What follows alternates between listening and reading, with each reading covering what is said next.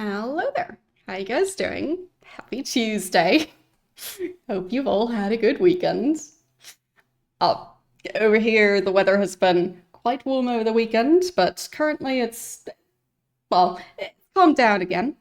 So, haven't really had a stream day during a heat wave yet, but I'm sure it'll happen soon. So, gonna be interesting how that goes when it happens. But for now, at least, the weather has been specifically doing heat waves like over the weekend when I don't stream. So, nice of the weather. But the indoor temperatures did stay quite, well, stable. So, that's a good sign so far. Hope it stays like that for the summer, because that would be very nice for me. I still haven't been able to use my computer much, at least in the afternoon, because it gets too bright in this room. But, like, especially in the evening. But, yeah, hopefully when I have curtains, I'll be able to, like, actually, like, be productive at my computer outside of stream time again. So, that's gonna be very nice. Right now, it's mostly, like, in the mornings and, like, around noon. That's when I can use my PC, but, like, in the evening, yeah, I can barely see anything with my monitors because it's just too much sunlight. Anyway, hope you're all doing well. It's been nice to finally have a weekend to catch up on sleep, and I did that. So that was lovely. Would recommend. But yeah, other than that, not very eventful. Haven't really been working on any behind the scenes stuff for the stream because, yeah, it's been very busy the last few months. So, yeah. Anyway, that's happening. Also, still trying to plan for what's going to happen for the 8-year anniversary stream that's happening in less than 2 months now. So that's going to be something.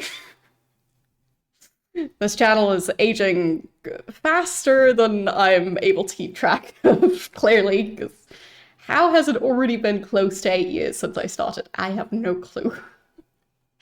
But yes, time flies. So, yeah, I'll have that to try and work on. Also, Twitch changed some stuff about the website, so like some of the buttons are now completely rounded off. So before, I think the corners were rounded, and now like they've rounded it even more for whatever reason. And I think some fonts have also changed. But yeah, I heard about that being a thing that's currently happening. So in case any of you feel like the Twitch website looks a bit off, that would be why. So I don't know about all the details of what they changed, but they're doing something with it. So, yes. Anyhow, so last time in Mean Streets, I started using the secretary. I think her name is Vanessa. So, like, asking her about all the different people that the suspects and witnesses and whoever, all the people that I've heard about. And she was able to give me a lot of information, including where some other scientists still live or used to live, because one of them is already dead. So I think I'm still at that guy's lab and would be heading on to one of the other two scientists next. So that's happening. Not sure if we've really made any progress with the investigation itself. Like, we have 2 passwords and keycards now, but I haven't been able to use the second one yet. So that was a scientist who did survive, who is currently in hiding, so he gave me those. Still trying to get the second combination of password and keycard, which is the scientist who also got killed. And he hid the keycard in a box that's inside a cage with a rather aggressive, large ape. So, Not sure how that's gonna go yet.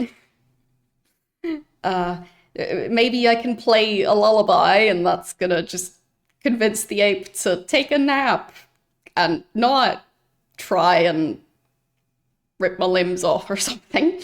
I don't think that's gonna work well, but yeah, we'll find out.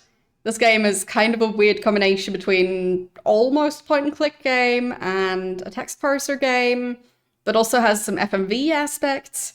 So combining items doesn't really work because you don't get access to your inventory while you're in a room where you can find things, and you only get the different action verbs and none of them are combined. So yeah, I don't know how it's gonna work yet. So we'll see. Let's just start up the game and we'll see how I'll manage or not manage to figure this out. Okay. Starting up. The one song. I mean, it's a good song, but like a bit short and repetitive.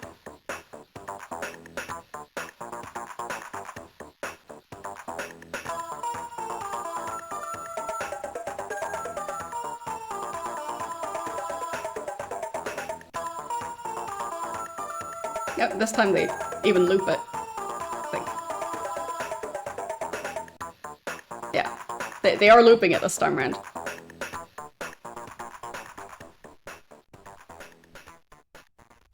At least I'm pretty sure they were. So interesting that here they set it up to loop, but in the actual gameplay, when they play that song, it just kind of cuts off. So, don't know why that is. It's a strange choice. Okay, I have no clue where my last save was.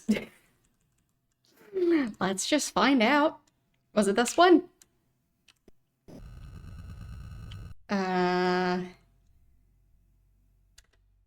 Home. Yes, that is the lab.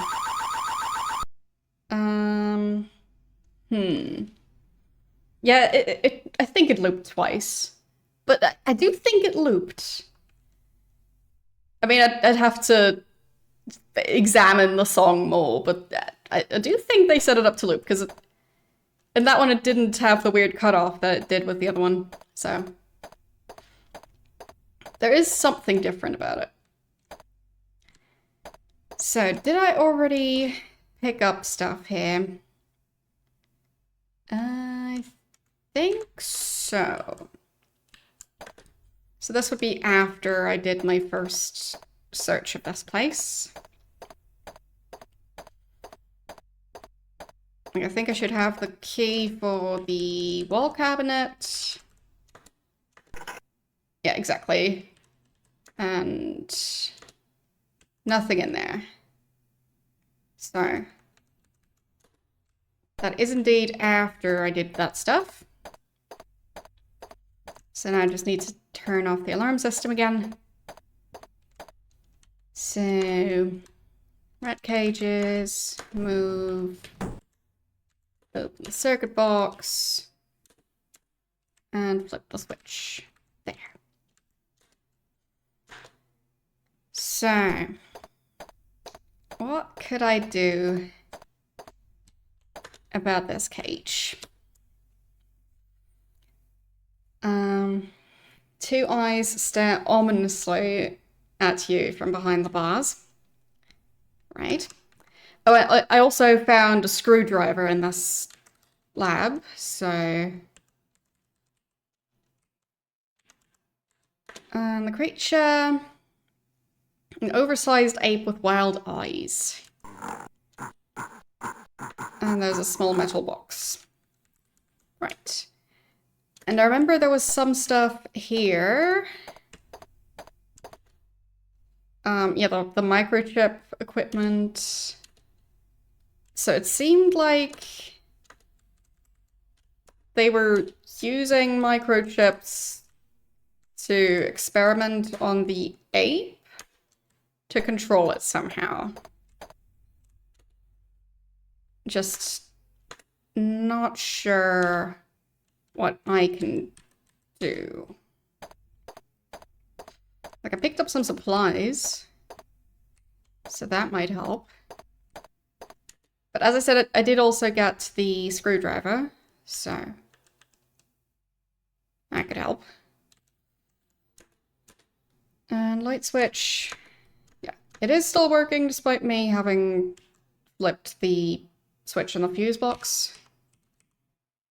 And computer. Right, path card. I don't know if I have the password for this one yet.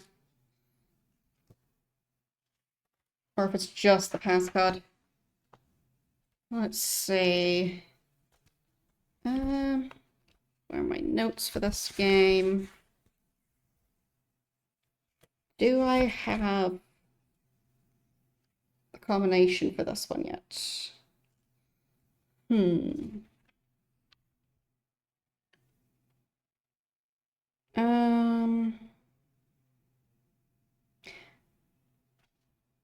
Right, so the friend of the scientist who died, I think they said that like his last word was some weird chess term. I think that was checkmate. I'll see if I took a picture of that last time. Because I might have.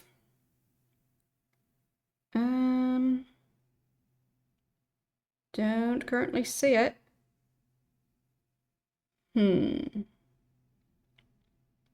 Oh, there.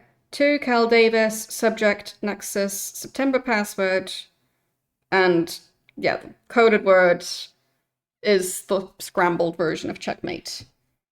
So, does seem like this guy's password is checkmate. I just need to get his card. So,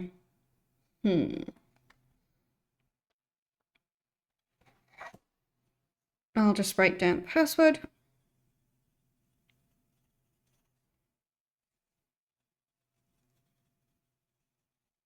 Okay.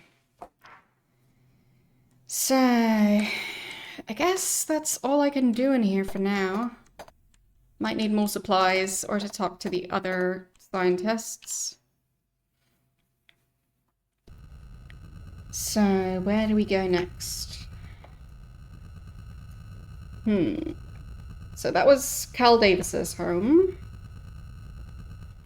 I believe. Yes. And I think we've already been to the police station as well. The one that investigated this death. So we still have the locations of the other two scientists. There. Over here it's actually not that hot at the moment, so that's like pretty good for now. It was a fairly warm weekend, but yeah, it's calmed down. So we've got Maurice Gribble and David Pope. I don't know which one's going to be closer to here, so we'll just type in one of the numbers. Let's do Gribble first. 8, 2, 3, and 1. Could be worse.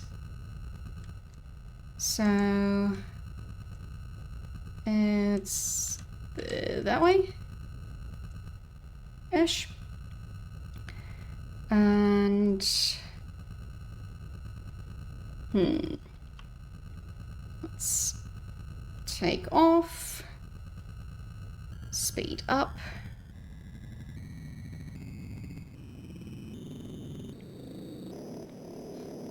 There we go.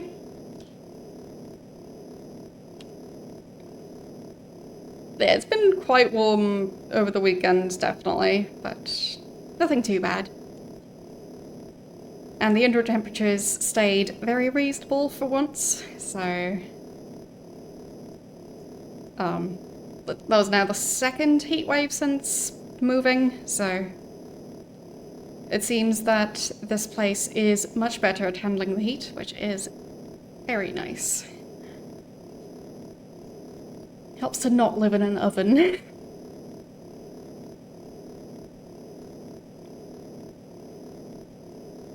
And can I switch to warp? There we go.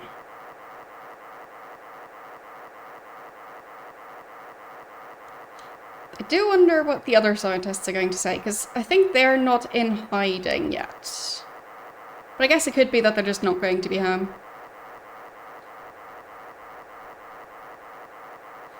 We'll see. What are those lines?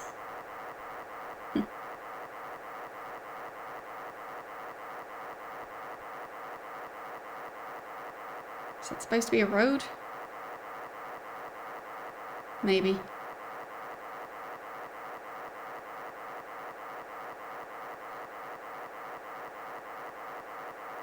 Okay. Halfway there now.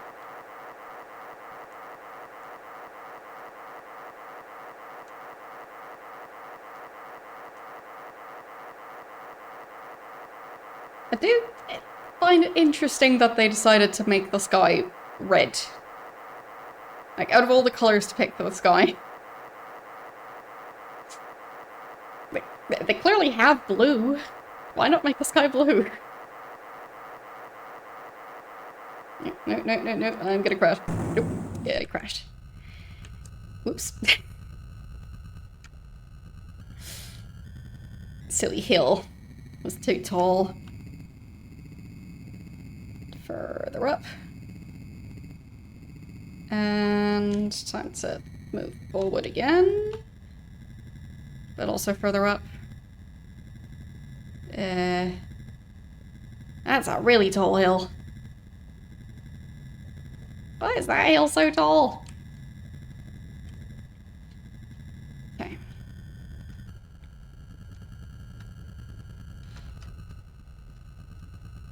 Makes me wonder the environment is at least somewhat based on real life.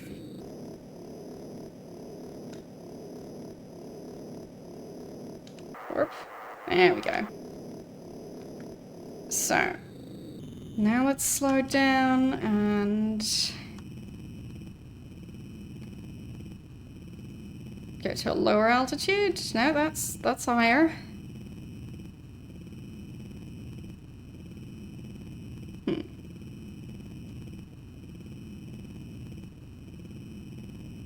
Yeah. So I think the nose of the hovercraft was not flat. There. Now it is. So slow down. And descend all the way down to the ground.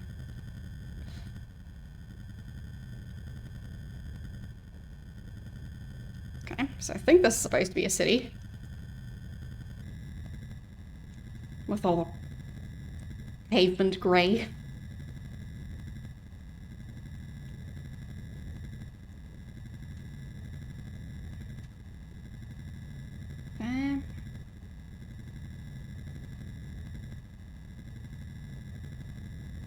Slowly getting closer to the location.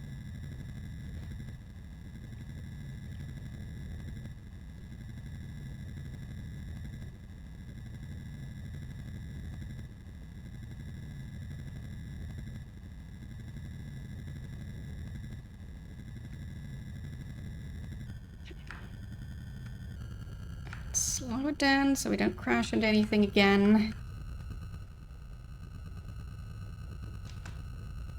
Okay, not that slow. I feel like this hovercraft needs better brakes. Because, well, it's a lot easier to speed up than it is to actually slow down to 0. If anything, I'm more likely to go full speed backwards. Which is not ideal. Okay, and let's save. And exit. Alright. Find the home of Maurice Gribble and knock on the door. I'm invited into the room by an older woman and introduced to Maurice Gribble. He's a tall, distinguished man in his late 60s. I explain I'm working on a case, and his name was on a list of scientists who possibly were associated with the project. He explains he's been in retirement for a number of years and spends his time golfing and relaxing at the country club. He says he's due at the golf course and shows me the way to the door. I thank him for his time and go back to my speeder. I'm suspicious.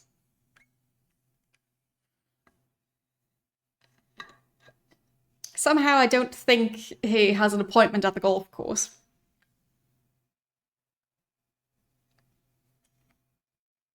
But sure. Totally legit. Okay.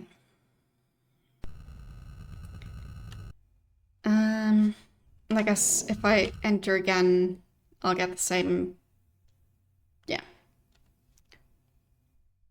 So, yeah, he's been in retirement for years. Sure. Definitely. Seems legit. Like, in his 60s. Somehow I don't think that most scientists, like, manage to go into retirement at age 60 exactly. So, that was Gribble. Okay. And time to go this way. Seems like it's going to be a decently long journey as well.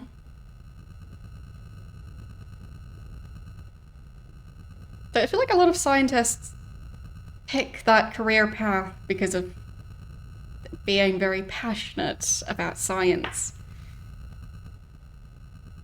So, like, retiring early just strikes me as unusual.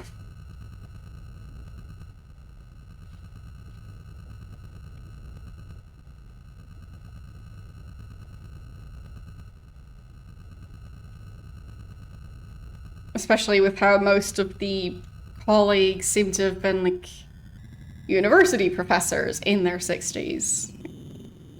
You don't have to work in a lab if you don't want to, but, like, completely retiring?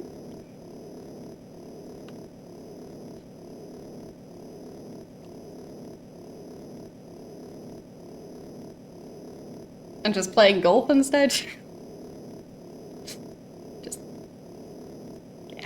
I just don't think that's how people generally tend to go. Anyhow.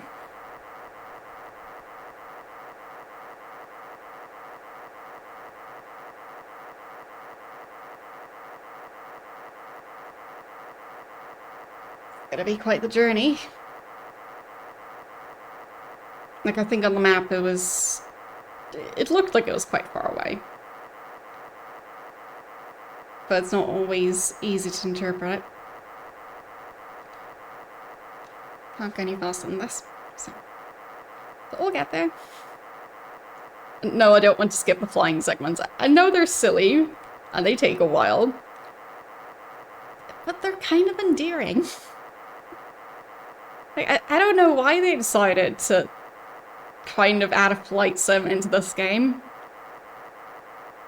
But, like, it feels like a waste not to appreciate that part as well.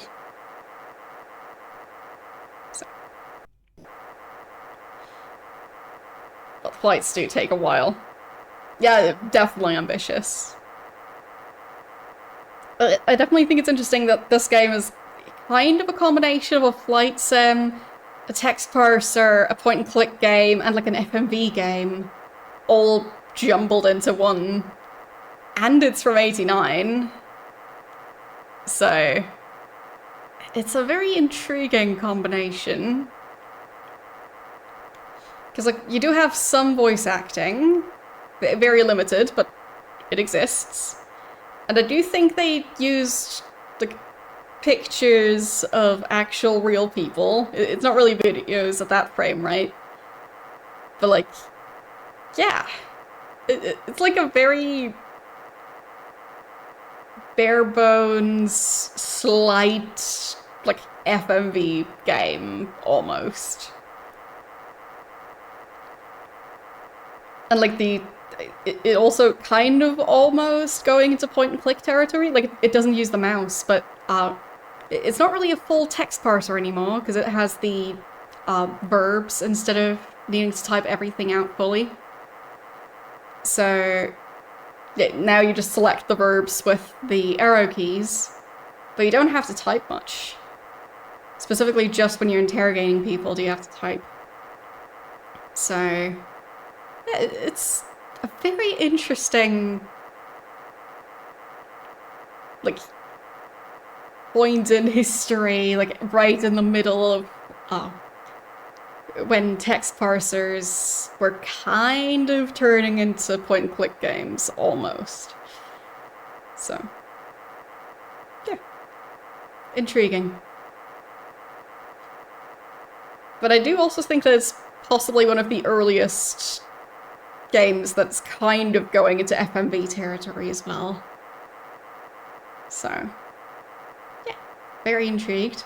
Especially if later games in the series, from what I've heard, those seem to be FMV games. So, it does seem like that's what they were going for.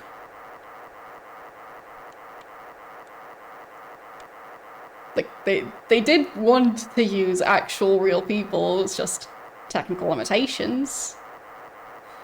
At least that's the impression I'm getting, if they then continued with FMVs. So, yeah. Still not sure why they added the flight sim, but, you know, they were trying things. Just being creative. Okay. I do think it is on the coast and not past the water, but we'll see. Graphics are a bit misleading sometimes. But I think we should start landing. And probably also go out of warp. So. Going down.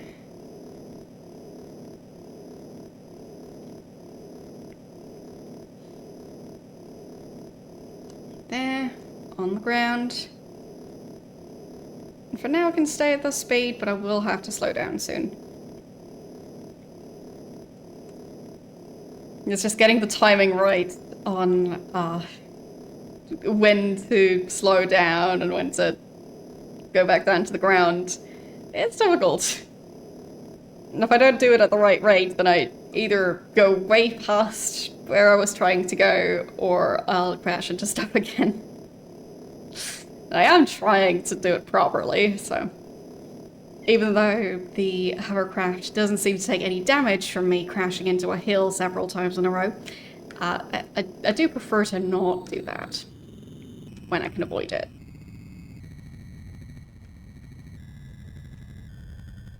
Slowing way down. There. Where is the house? Kind of looks like it's in the ocean. But I guess I'd be able to just hover there. But maybe it's just right at the edge.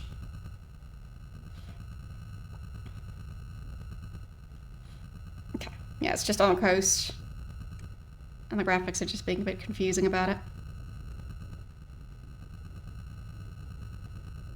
There. Am I stopped? I think I was.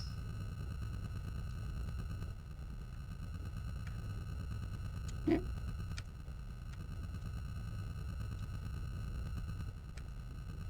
being weird again. There we go. So, save. And exit. David Pope. I knock on the door of David Pope's house and ask him questions about Gideon Enterprises and Carl Linsky. He says he hasn't heard of any of them. He works for Xenomorph Corporation. Sure. Sounds legit.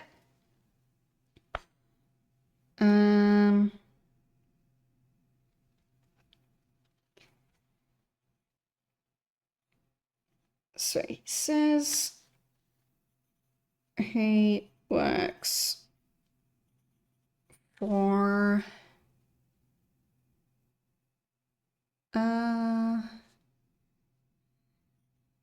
Xenomorph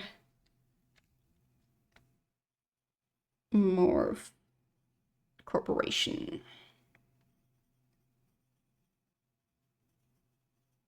Might just be a fake name. And it's a division of Bugs R Us. They train large mutated cockroaches and beetles to be butlers and factory workers. I continue to question him for a few minutes, but learn nothing more to help me in my case, so I return to my speeder. Okay. Very strange.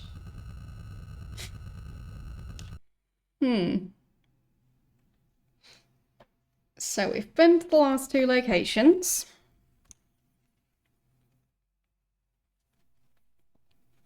Guess that means it's time to go back to probably the warehouse, because I now have the screwdriver. So warehouse location is 4675.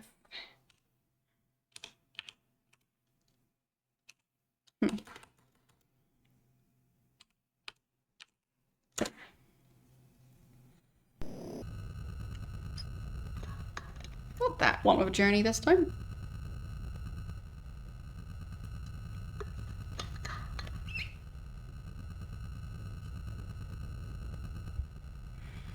But at least this guy didn't pretend that he was in retirement.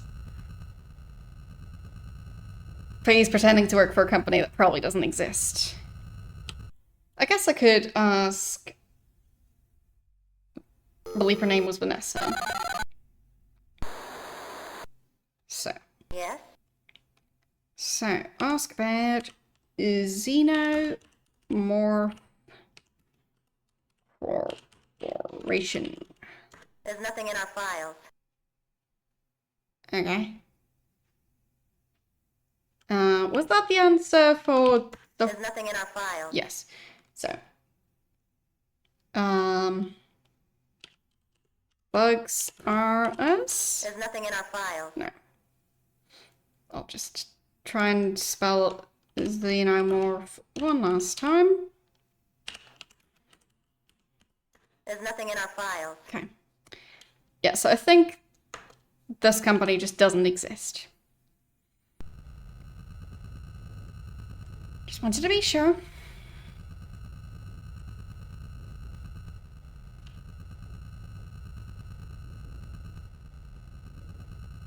Okay. Should be high enough. And let's go.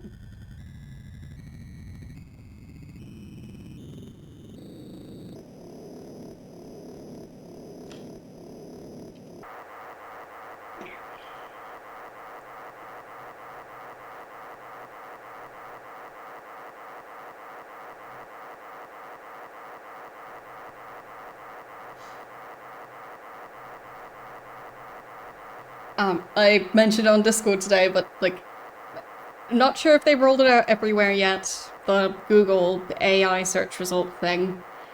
But I have so consistently been getting answers that are just completely incorrect.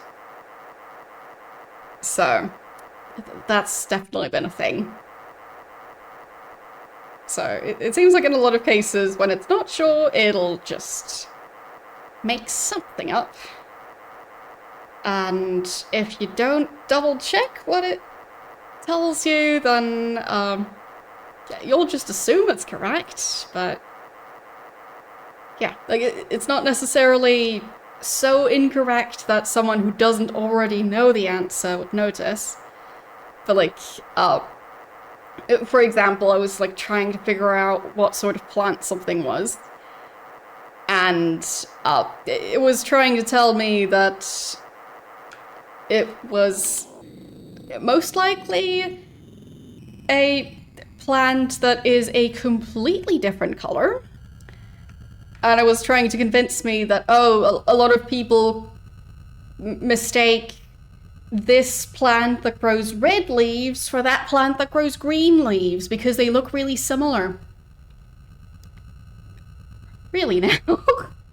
Like, one has like dark red, like purplish leaves that looks exactly the same as the other one that has green.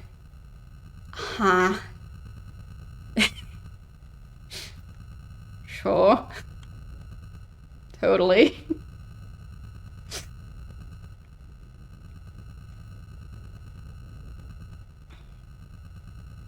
Or, for a device, trying to figure out how long the cable that comes with that device is. And AI says 30 meters. It was not 30 meters, it was like not even half a meter. So, when AI doesn't have the information, it just goes for something that could be an answer. No matter how ridiculous or unlikely. Like, if you ask for stuff about plants, it'll probably tell you something about a plant. Just probably not the one you asked about. If you ask, like, how long is said thing, it'll probably give you a measurement. It just probably has no relevancy to what you asked, but it is a number.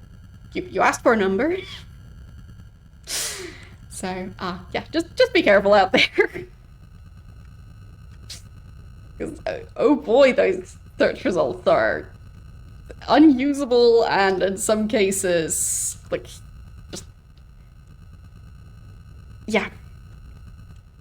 It's so incredibly misleading that, well, at least there's gonna be people, like, wasting money on stuff like that. But in some cases, I've also heard that there's a popular hiking app that now offers AI alterations to hiking routes.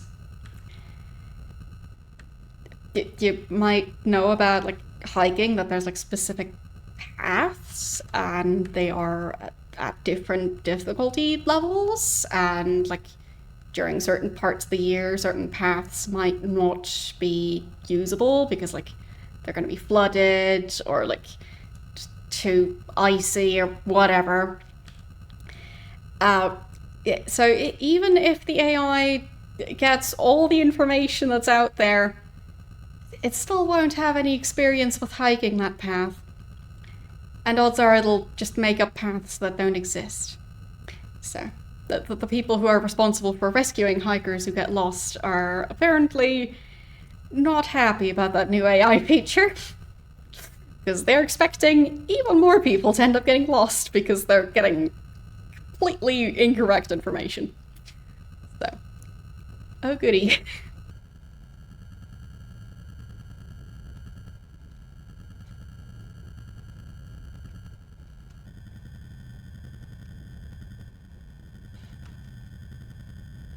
So I hope Google rolls back the change to seemingly give everyone AI search results. But yeah, oh boy, they're useless.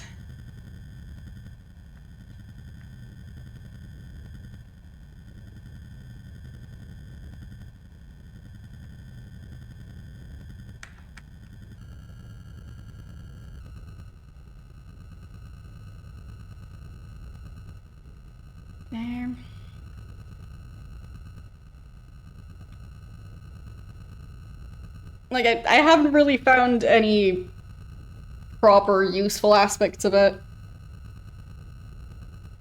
Like, I know some people are using it, for example, to, like, analyze code, to, like, see where their mistake was, stuff like that, but, like, I haven't used it for that. But I guess it can be useful for that stuff. But there's also, for example, a lot of students who use that to not have to write their own homework, to the point where, like, all the skills you learn from the stuff their homework would have been, you just skip the learning part. I've seen it compared to if you're going to a gym to lift weights, using AI to do your homework is kind of like bringing a forklift to the gym to lift the weights for you. The thing isn't that the weights need to be lifted. It's about, like, the process of doing it that's supposed to, like, have, like, an effect. But, yeah.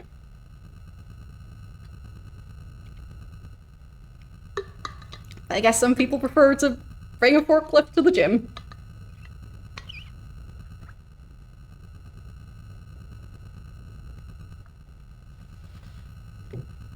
Yeah, exactly. So, it's just a shame, but...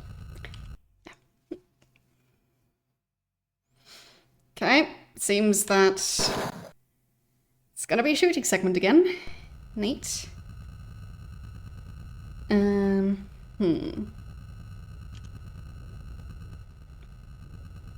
Save, there.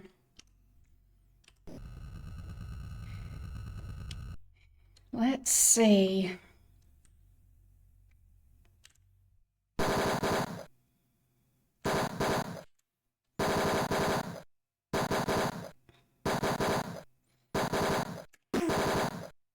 Yeah, so in that regard, it's not really going to help society. If anything, it's more likely to have people get more lazy and put themselves or others at risk because of being incompetent. Which, yeah, that just seems bad to me.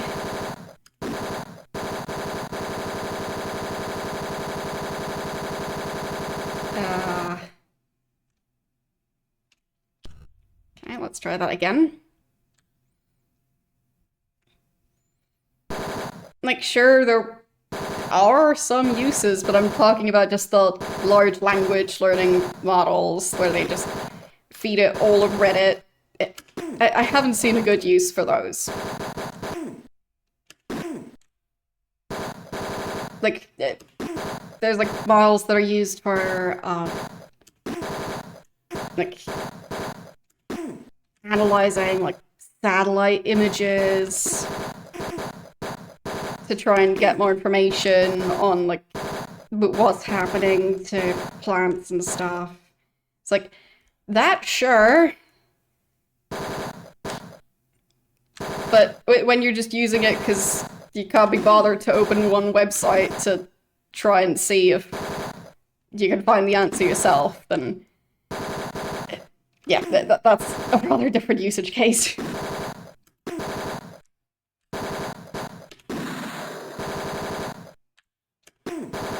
So I'd say it's not really valid to compare those.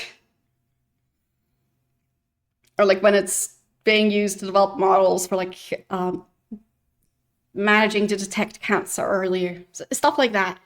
But that's going to be very different training data than just going, here's the entire internet, have fun.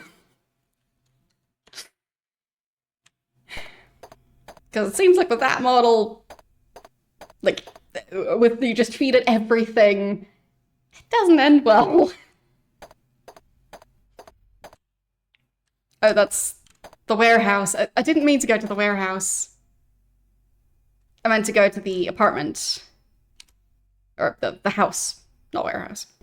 So, actually want to load this save. Because I'm at the wrong location. Because I thought the cabinet with the security system was here, but it's not. Okay.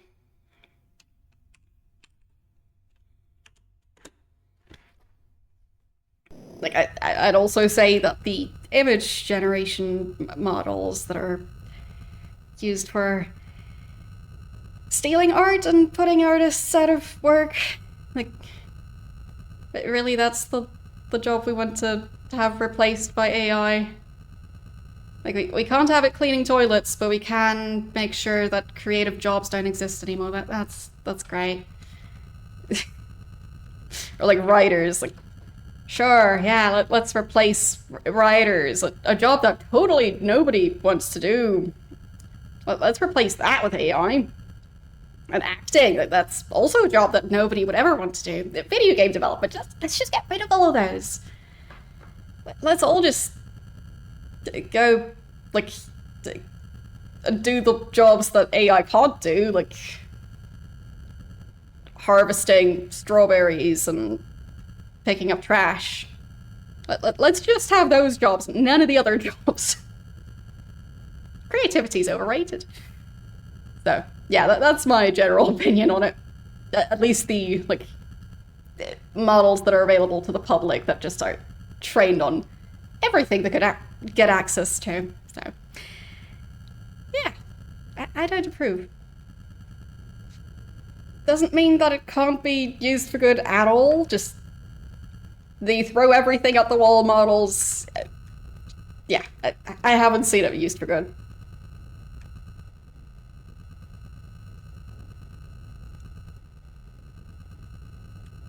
I've only seen it used for, like, companies cheaping out. So instead of hiring someone to write a description, they'll just have AR write it, or hiring someone to create their advertising images and stuff, they just generate stuff that has nothing to do with what they're selling. So that's just a shame. And I'm just really seeing it more and more just in the past few months, so yeah, just disappointed by that, but nothing I can do, really.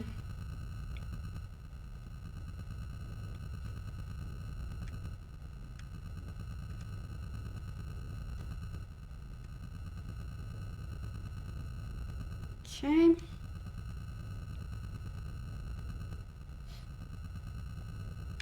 Like, I'll just continue being creative with my own brain.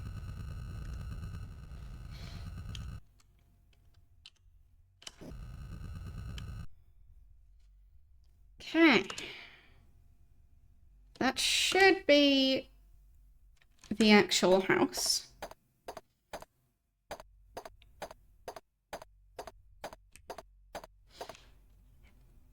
And I should now have the screwdriver to do this part. I think I saved. I'll just make extra sure.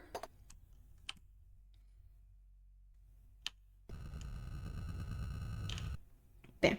Long story short, support your local artists, because they're having a very rough time.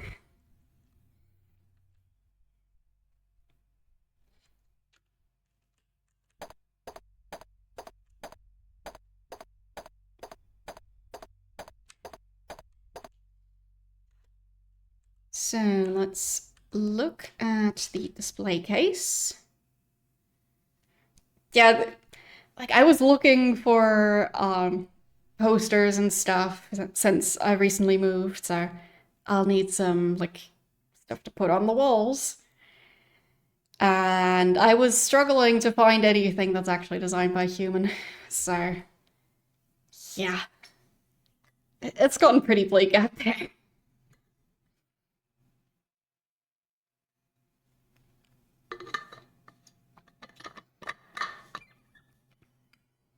Like, Etsy is full of stuff that is just drop shipped. Sites that do on-demand printing are full of AI generated art.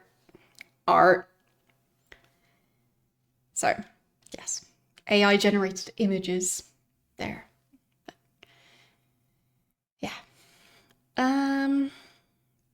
If you had a screwdriver, but I do have a screwdriver. So you use the slot screwdriver to shut down the magnetic field and to open the case.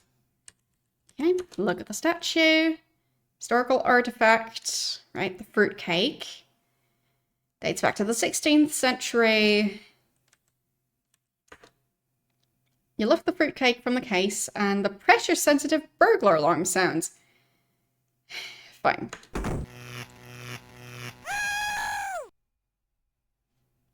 Not sure why the scream was still part of that. Regardless, I do think I know where to switch it off. I think that's the same alarm as when I was messing with the force field before. Look at the bar. Open the door. Move the shoebox. And flick the switch. There.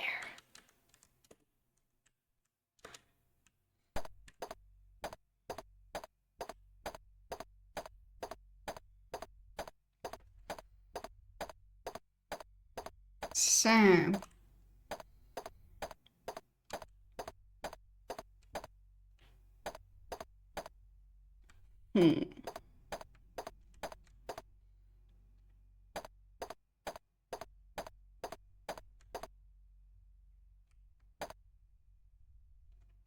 Done that.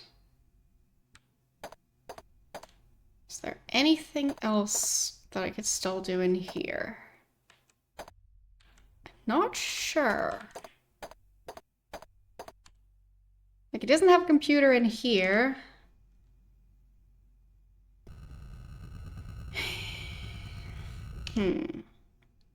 I guess I'll save, because I have that thing now.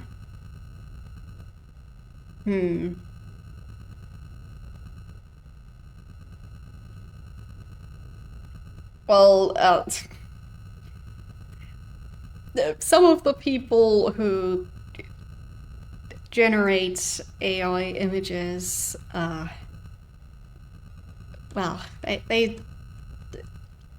they're not being very respectful about it either. So, yeah. I've seen several artists be bullied on social media where people who, for whatever reason, think that those artists who have a catalogue going back like 10 years on their social media accounts, where they keep going like, hey, what like terms should I put into the AI model to get this result, please? Like, which words would you describe your art with? Just so I can totally not generate knockoff art and then sell it. So, I've seen a lot of that happening. So, yeah. No thanks.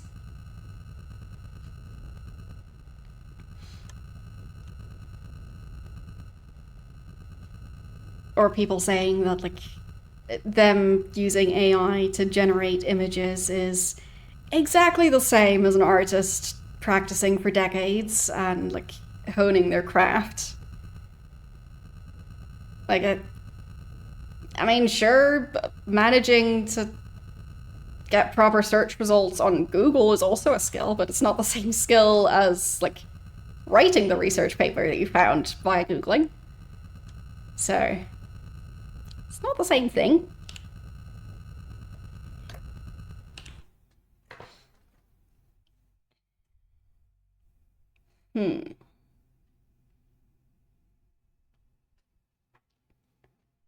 Anyway, where do we go next? Like, I don't think the fruitcake is really gonna do much. Like, look at the message. Right, we've already talked to Sandra. She didn't really know anything. Did I try to bribe her? I think I did. And it didn't work. There must be a loose end that I am missing.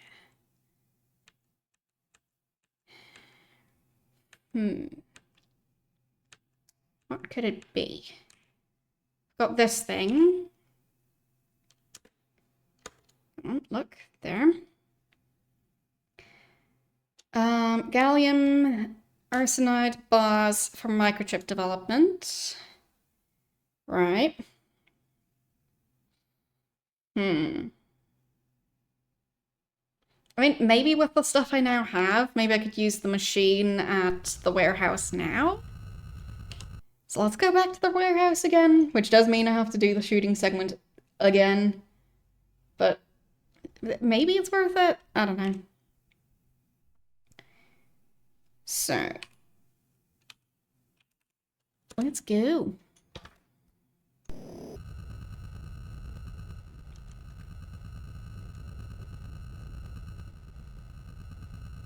Okay. Stuff like that makes me more hesitant to post more art on social media and just publicly. But what can you do?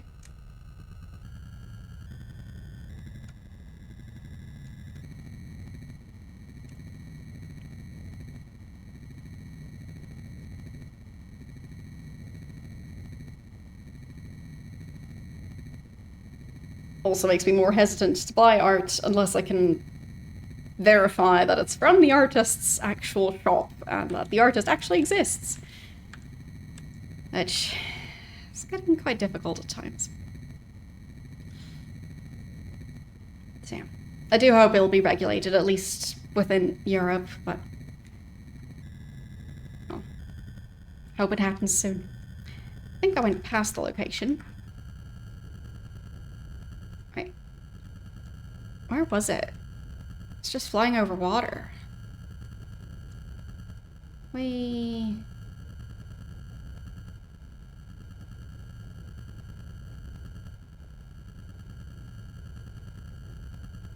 There. Okay.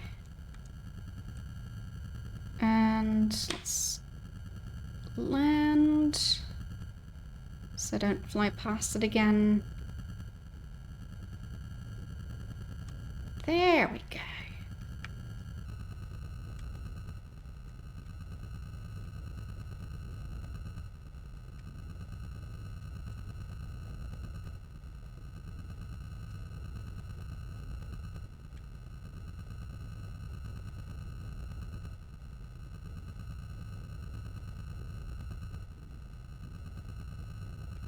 Okay. Exit. Right. Forgot about that again. So, save. And let's do the shooting segment.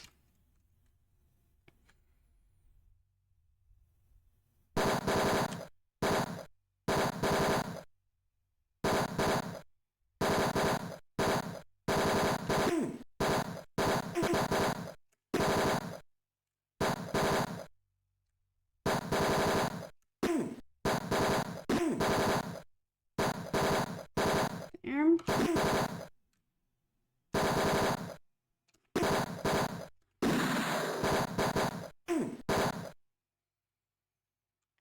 And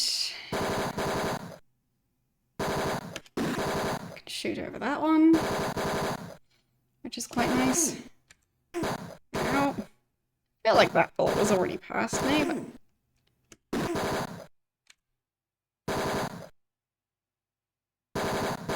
okay.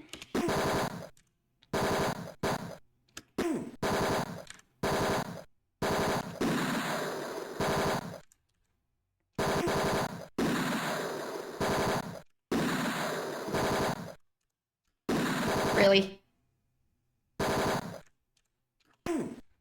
Got him. Okay, so can I now use this thing? Machine. I turn it on, open it, move it. No.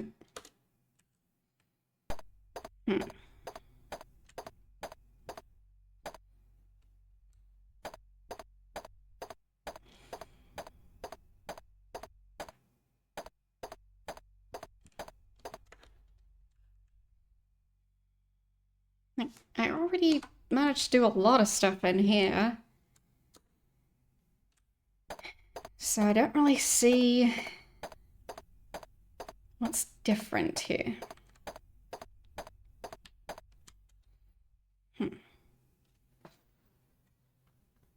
Oh, in conclusion, it makes me want to make more 3D stuff because, well, like, sure, AI can try and generate a picture of, like, a, like, crochet stuffed animal, but it can't generate it. Like, as in, it can't generate the actual crochet project. Because it doesn't do 3D stuff, and automating crochet stuff isn't really a thing anymore. So, yeah. I'd say if you can not afford art made by other people, you could try and get into making art. And in a lot of cases, there are very affordable artists out there, like people who are willing to make stuff for like $5. So, if you can't even afford that, but you really, really, really need to make some sort of image, like, then the question would be, why? Like, why is it that important that it's going to be a unique image for you specifically? And why aren't you willing to pay any money for it at the same time as really needing it? Because that's iffy to me. Like, if you wanted to send someone a birthday card, there's plenty of people who design birthday cards. So, like, just do that. So, you can get one that exists. If you need a profile picture, you can take a picture, use that. Like,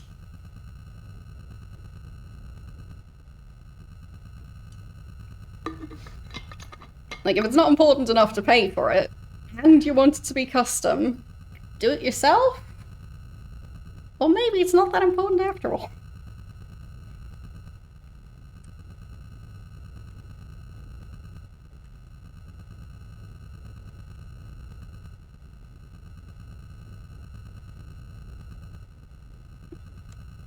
Like, there's also people who reach out to, for example, people who like make crochet blankets and then go, like, I know on your website you say like a full crochet blanket costs like 200 euros. How about I give you like 5? Does that cover the price? No, it doesn't. So at that point, get a different blanket.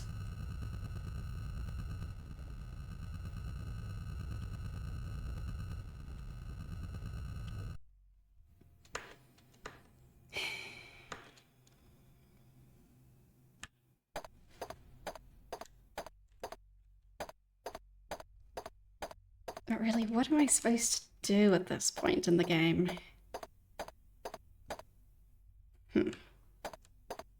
Yeah, exactly. So, for me, AI art, AI generated images are basically the digital version of that. Like, if you want custom art and it's really important to you, then invest in it. And if you're not willing to invest in it, then what are you doing? Like, that's like asking someone to make you a crochet blanket for free. Like, just don't.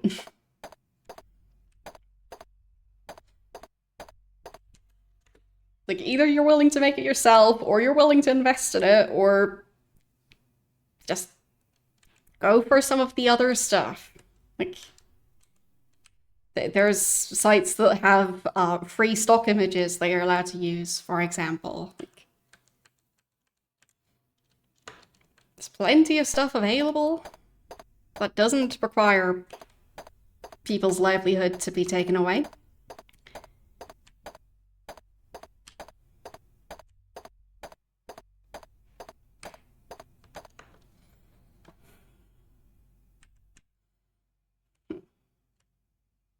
Oh, and also a lot of the image generation isn't even happening for free, so You're willing to pay for the AI model, but you're not willing to pay the same amount for the artist.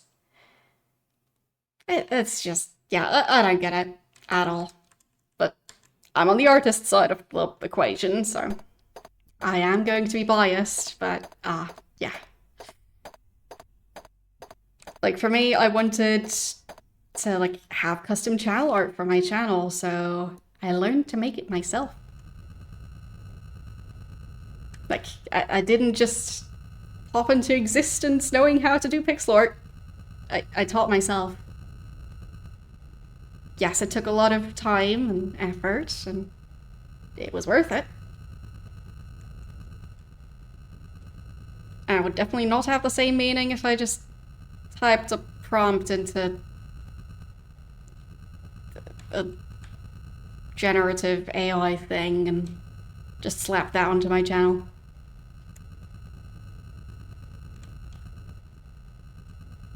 So.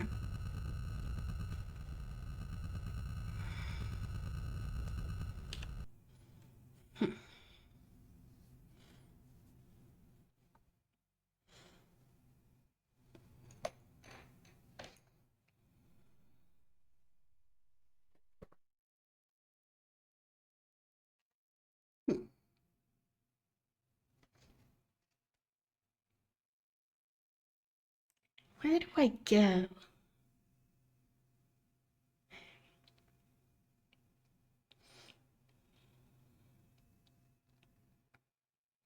Like, I could try and go back to Carl Davis's house. Or I guess I can just reload. Because maybe there's something I can do with the items I already have.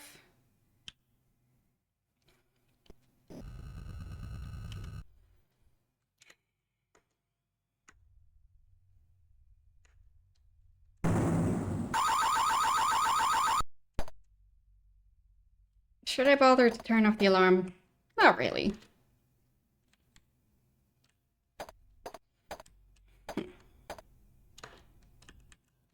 So, with the items I currently have, if I do that, I still get killed immediately.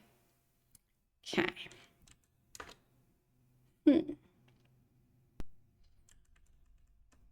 Well, I personally would argue that real artists do a better job than AI, but like, just like as a fact, that there are still companies using it.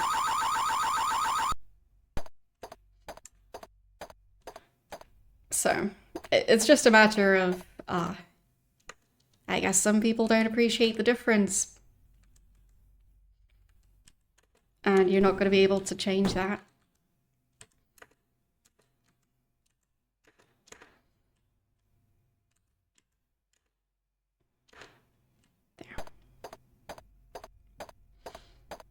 Like, just like how some companies definitely use very cheap ingredients for their products, because it's cheap.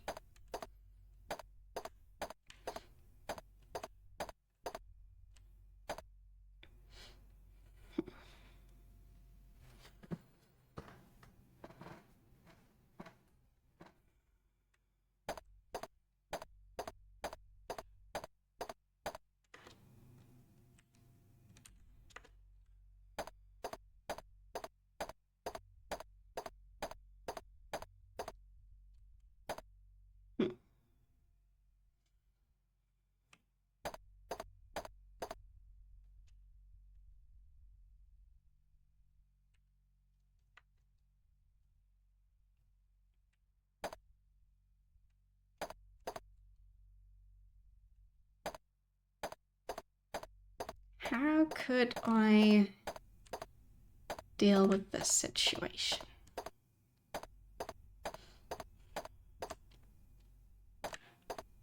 Okay. That's the microchip equipment. And the switch. But the switch is broken.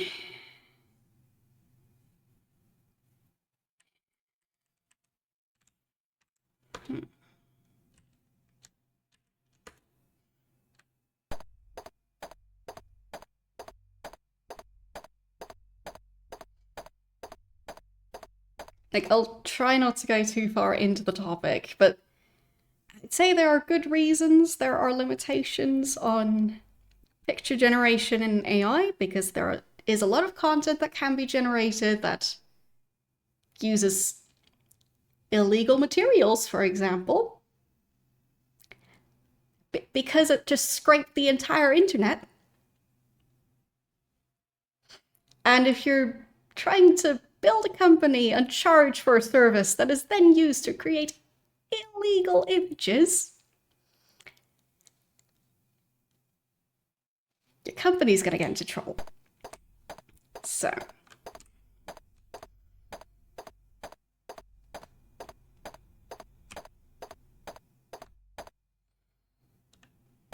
apart from all the ethical concerns, but like, just, ugh, overall.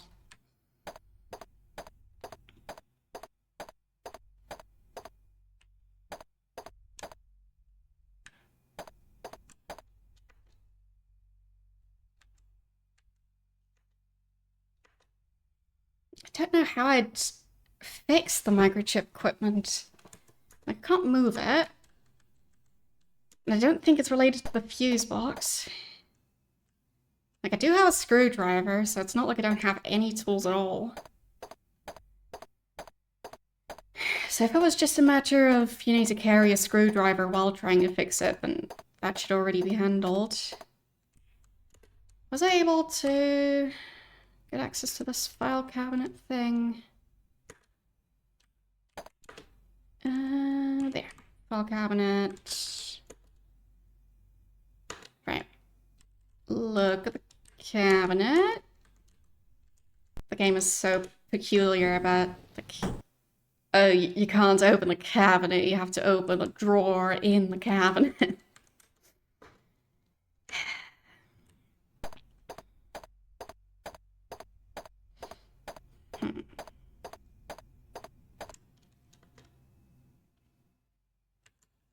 And that light switch probably doesn't have anything to do with the other thing. Like, if the light switch is set to on... Oh, I guess I can check the fax machine again. Operational, but doesn't seem to do anything. Okay.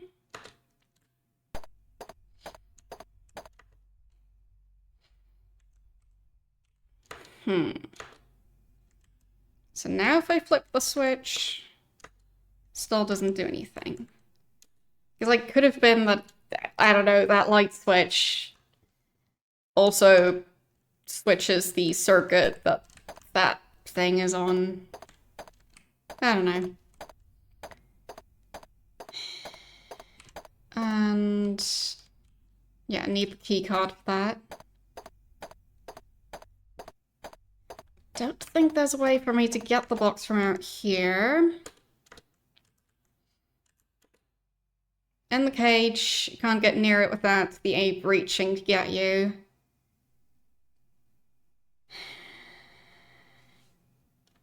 Seems obvious you couldn't reach the box with a 9-foot pole.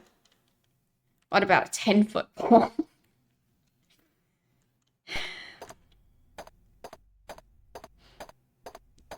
And just flipping the switch isn't enough. Turn on the drill? Maybe the ape doesn't like the sound? Is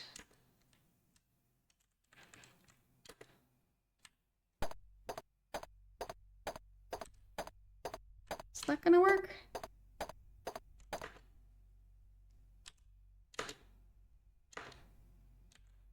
Look at the creature. Doesn't seem to be acting any different, but I'll make sure.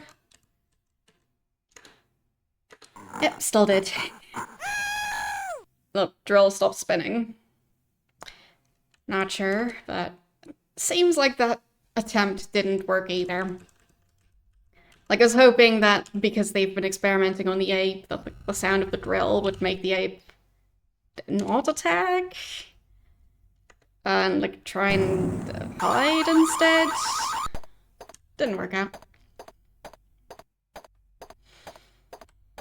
Then move this. And switch. Okay.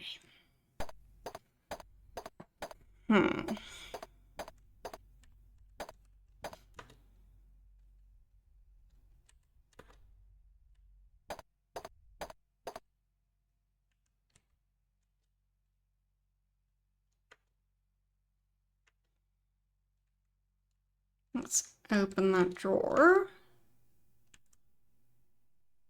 I don't think having water running in the sink would change the behavior. Seems quite unlikely. Did I check the drawers here? Locked and I don't have the key. Okay. So I'm still missing one key. Maybe that's the problem.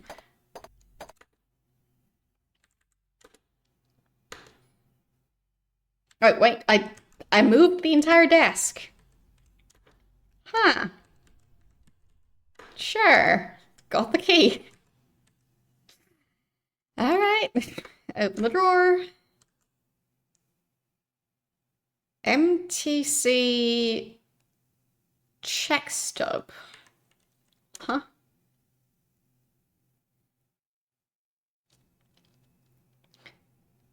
Computer deposit slips. Money deposited to Cal Davis's account. Cal Davis is the scientist who was here, so fine. So it's just paychecks. I was hoping it would be something that I could use with the ape and passcard situation.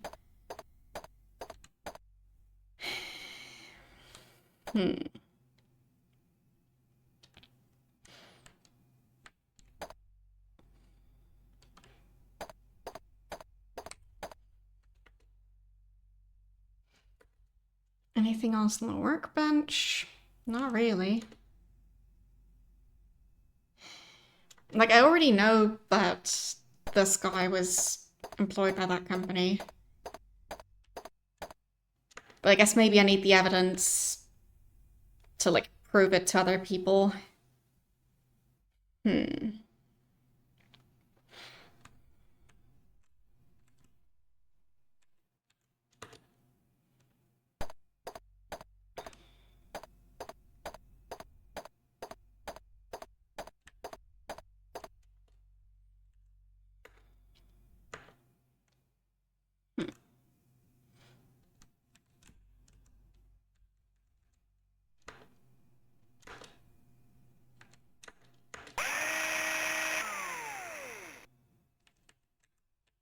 If I look at the drill now, it doesn't really say anything.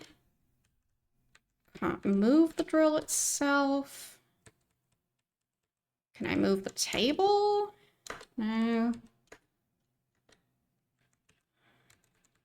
Open the straps. No, move the straps. Okay, get the straps. No.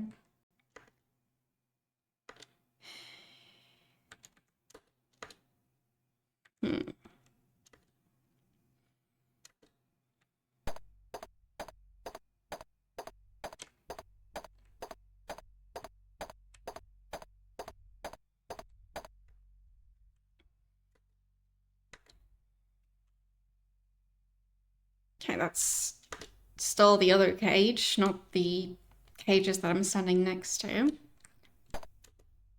Game is very finicky about where I am in the room. Because, like, here I can look at the rat cages, but here it's the other cage that's much further away.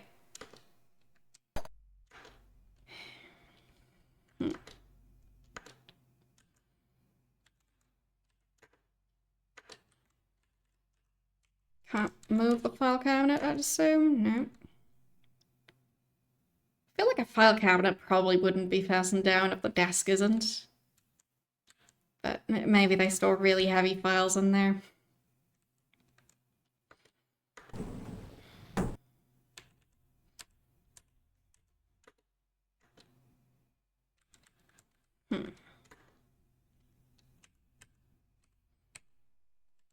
Anything I can do with the camera? It's mounted on the wall. Really? Which wall? Because it looks like it's more on the ceiling.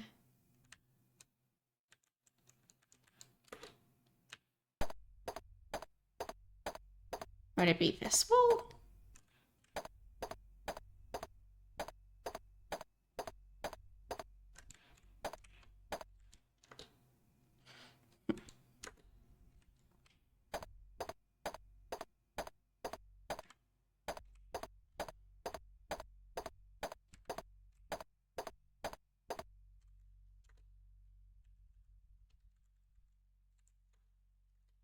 Can't do anything with the camera.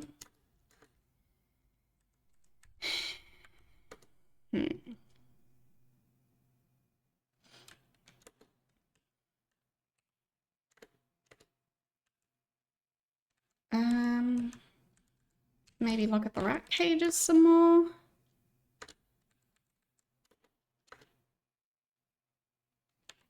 Nothing else to do there, I guess. Flip that switch again.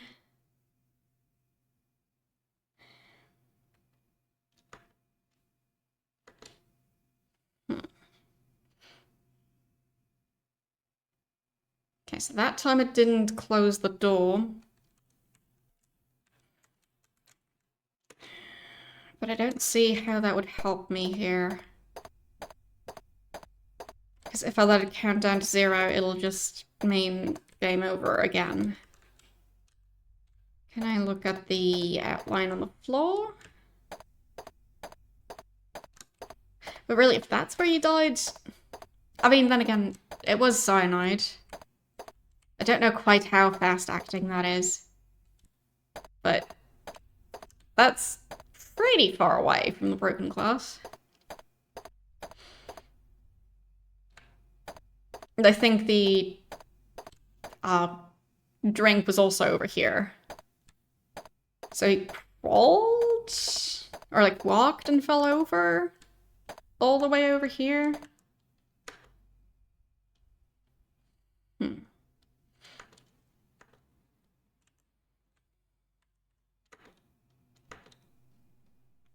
Just seems a bit out of place for him to be that far away from that workbench. And this thing is broken, so... Can't move the equipment. Like, maybe it's just not plugged in? But... don't see the option to do anything with it.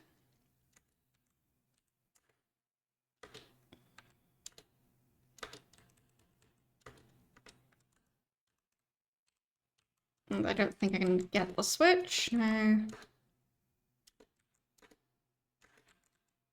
Lick it. Okay, turning it on and off doesn't work.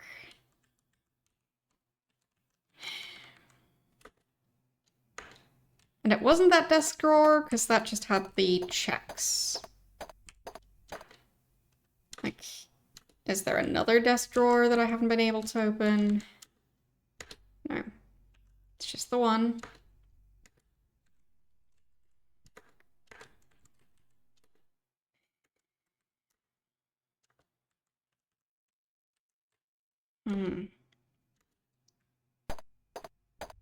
Really not sure what I'm missing.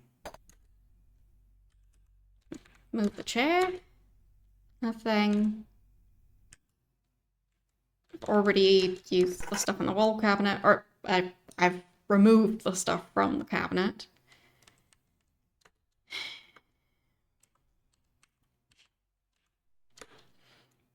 Can't use the computer. Can't move it. Can't take it along. Can turn it on or off, but can't use it still. Open the chair? No. I mean, there are plenty of games where stuff is hidden, like, inside, like an upholstered chair or couch or something like that, but not here.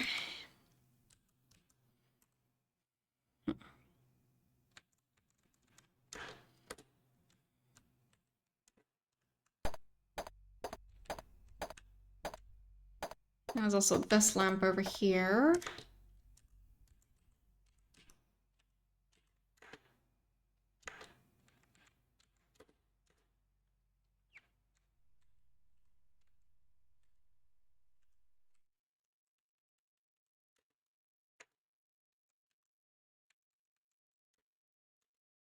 Still broken.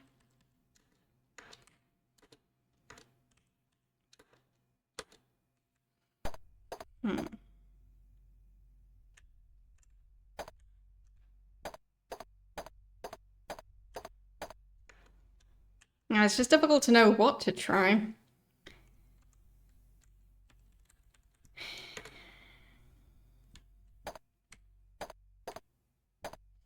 Okay, have the checks now. So I guess I'll leave and make sure to save.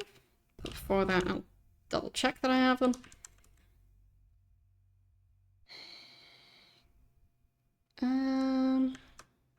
There, check stub. I think that's the one.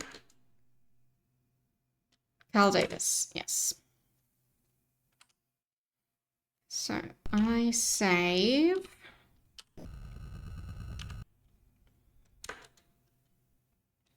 Does the timer get reset? Yes, it does.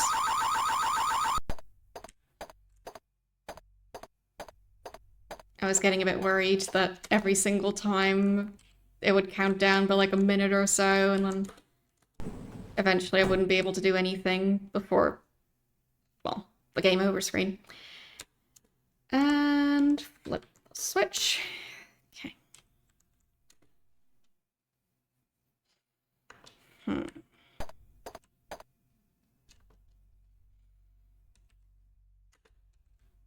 Look at the broken glass again.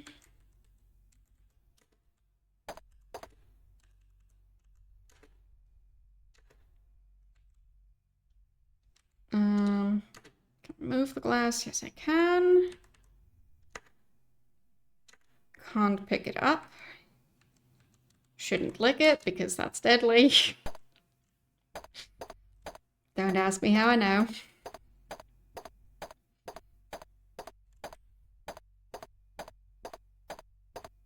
But I guess this over here is also part of the broken glass, along with that. Speaking of broken glass in labs, oh boy, stuff breaks so easily. Like in lab class, washing the different like beakers and test tubes, and there's always going to be broken glass.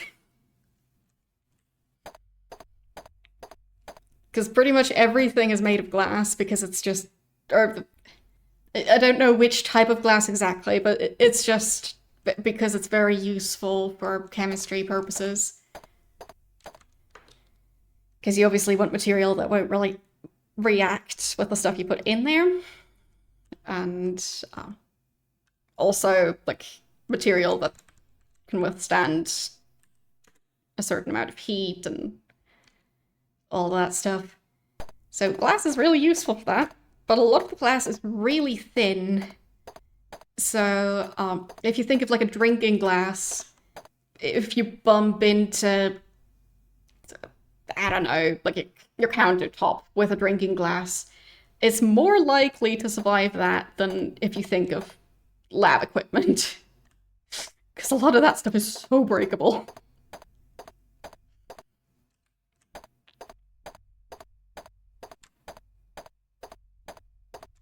Like, I don't know what the practical purpose is of making the glass as thin as possible. Like, maybe it's just, you know, to keep costs down, or to make it to like that like if you heat something up in that glass vessel, that like there won't be as much glass to need to heat up before the actual substance can heat up. Maybe stuff like that. I don't know, but yeah, it's incredibly breakable stuff. So many glass shards.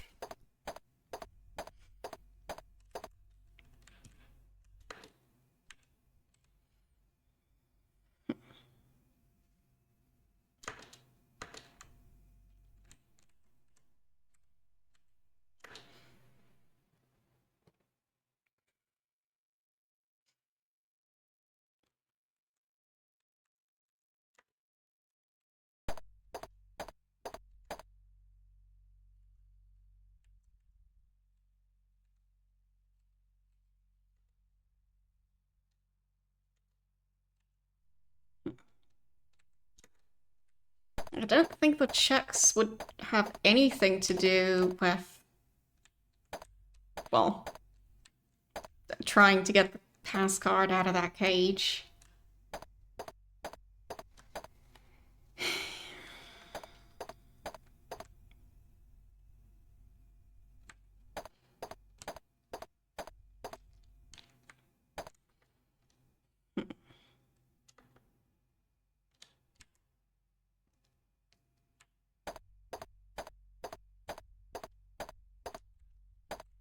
Like, I'll try and turn on the faucet.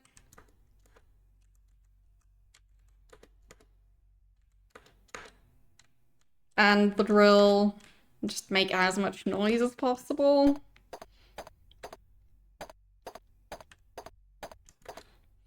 Maybe that's gonna do something. Hello, how you doing today? Okay, there. And let's...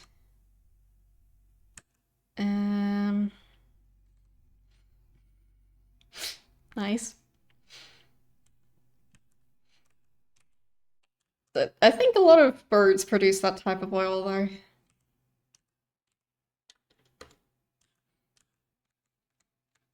There's also for waterfowl because they use it to make their feathers more water repellent, which would also help keep them warmer. Because, oh, if you've ever gotten caught in a cold rain shower, you'll know how fast you feel like you're freezing, even if it's like not actually that cold outside. Okay.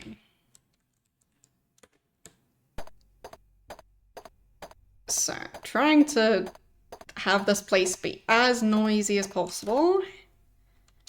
Just gonna make sure this switch still doesn't work. Yep, still doesn't.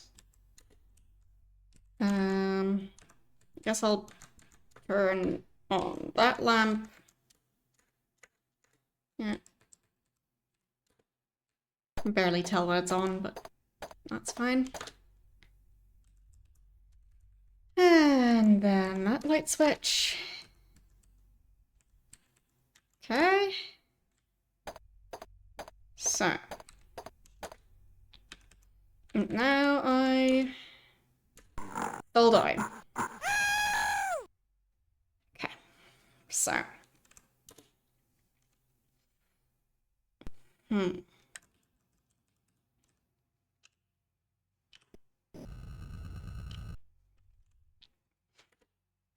My day is going quite well. Like, I it ended up being like I had an interaction with a magpie where it was staring directly into my eyes, and now I know that magpies are well, don't underestimate them. As in, like, it was right outside the window, and if I had the window open, I think the magpie would have come inside. So, now I know that. Magpies seem to have a lot of confidence. At least until they see a human. Like, it definitely got startled when it saw me, but, like, it was sitting right outside the window.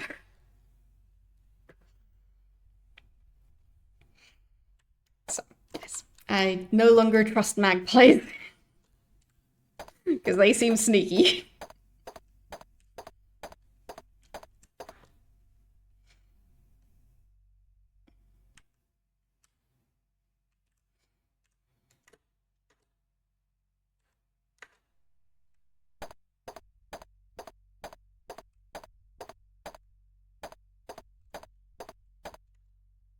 And I've also seen them stealing trash out of outdoor trash cans. So, yeah.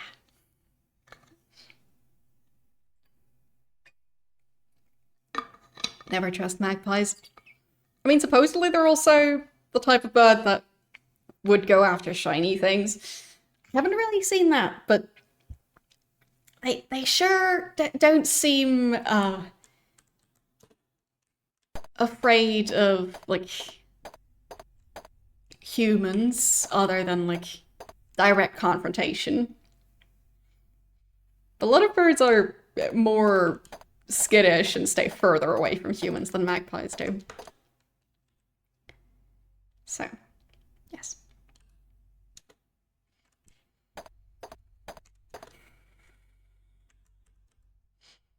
Like, both magpies and jackdaws, they're some very sneaky birds that, yeah, I think they're gonna do pretty much anything if you let them.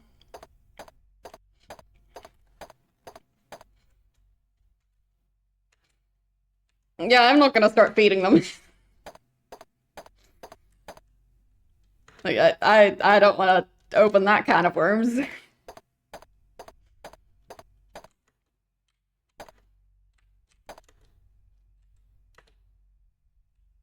Like, there's also some birds that become more aggressive if they've been fed by people. Because then they go, oh, you're a human, you're supposed to have food. Or then they think that you will always have food on you. So, yeah, no thanks. They don't need to have an even bigger ego than they already do.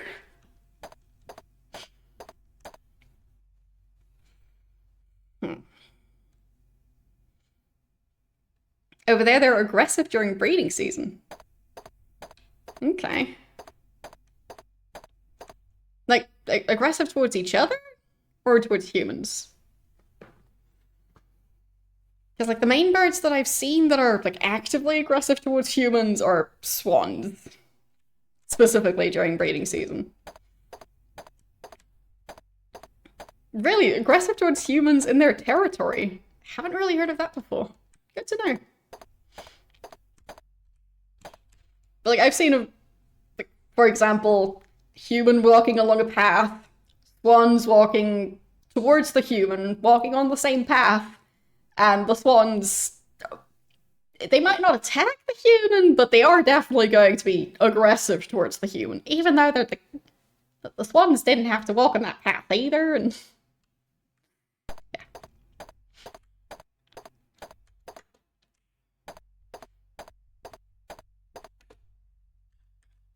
Saw a video of that happening recently of, like, a guy walking on, like, a cycling path or something, and there being quite a lot of grass and other tall plants on both sides of the path, so not really being able to go anywhere, and no fork in the road, and swans slowly coming down the path towards him. So he definitely got hissed at a lot.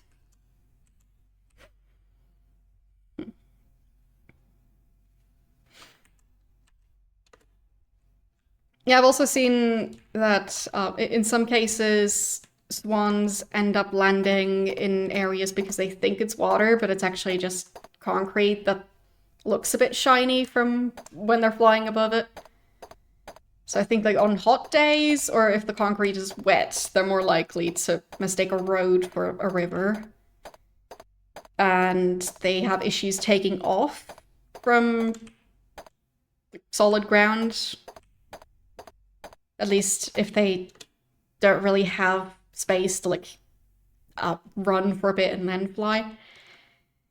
So the swans seem to have a tendency to get stuck because they think they were landing on water, but they didn't land on water.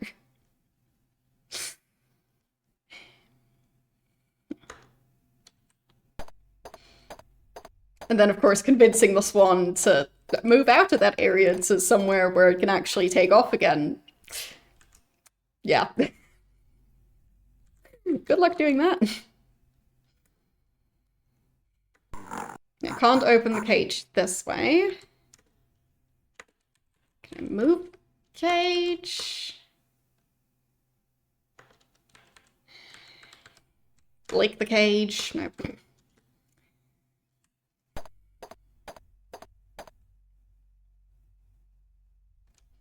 I was pretty sure it's going to be something about the microchip. But the equipment isn't working. And it seems like I've already cleared everything else out of this office. I really don't know what I'm missing.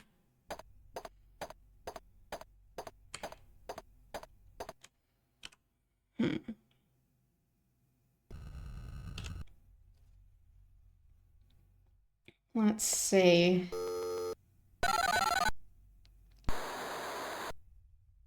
Yes?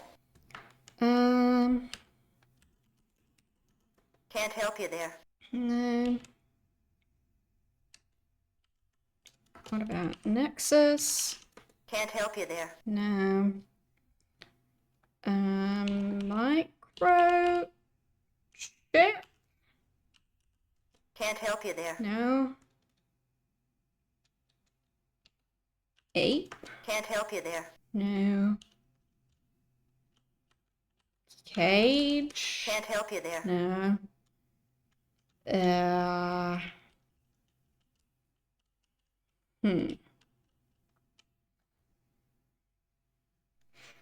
You've got a flock of crows that you feed near your apartment. Well, hope they behave.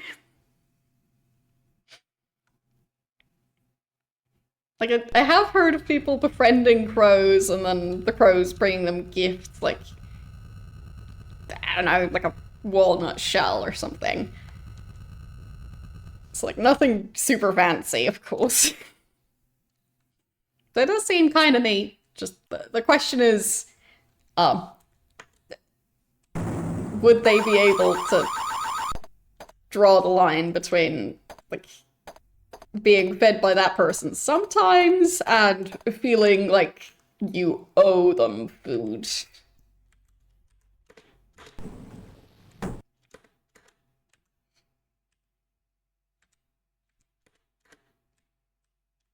Because at least some creatures seem to not really be able to distinguish there. And then they get themselves into trouble.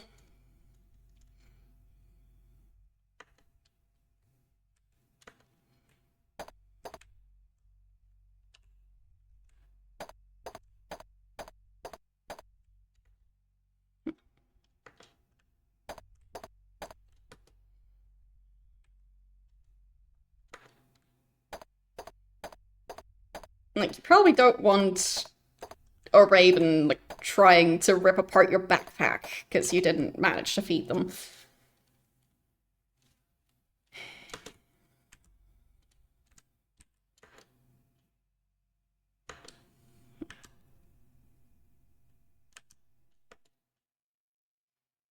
Small metal box. Can't get near it. Can't move it. Can't get it. Can I lick it from over here?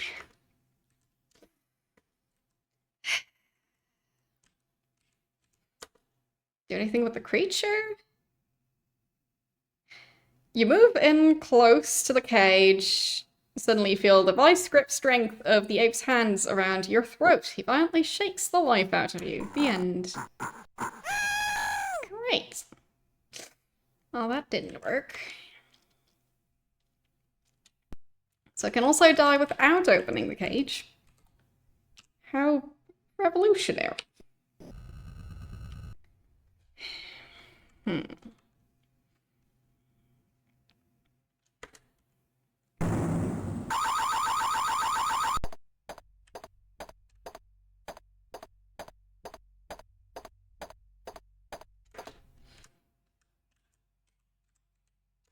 Move the cage, open the box. Okay. Do any of you have any ideas? Because I feel like I've done pretty much everything I can. Like,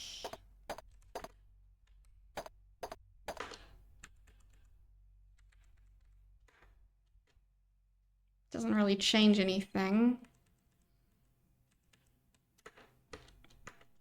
Like, I think everything looks the same before and after. Except for the lamps. But it's not like it is revealing some sort of hidden whatever. So, none of that. Like, I don't see any secret messages or hidden items or anything.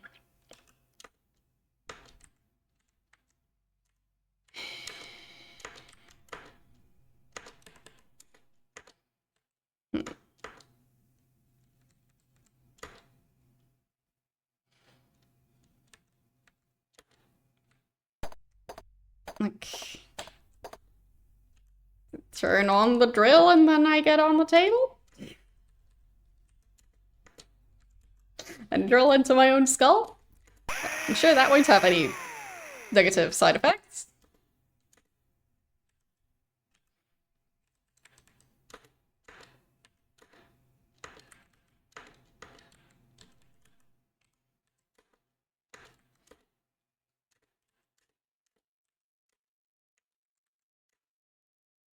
No.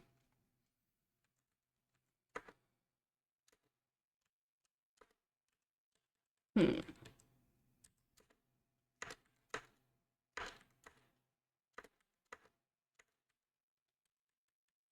Can't really do anything with the drill.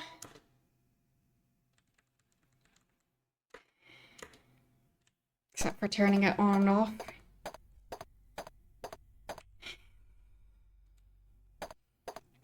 It just feels like this is relevant, but I don't know. Can I get some water? So, sink.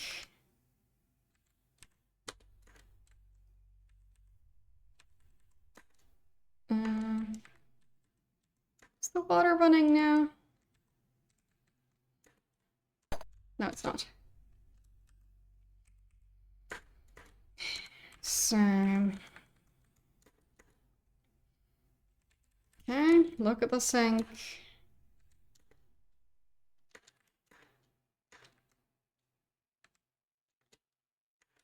Can't drink the water. Like, I don't think I can do anything with the sink itself.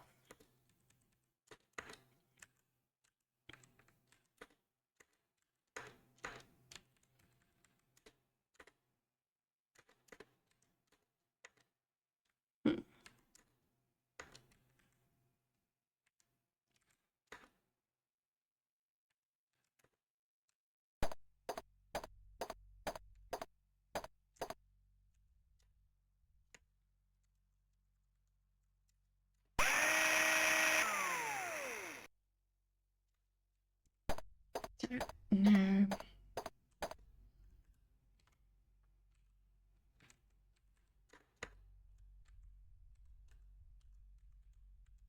Sink off again.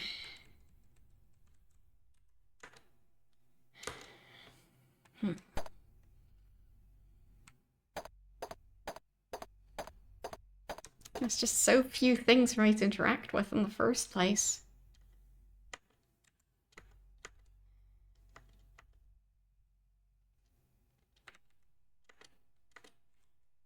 Take the chair. No.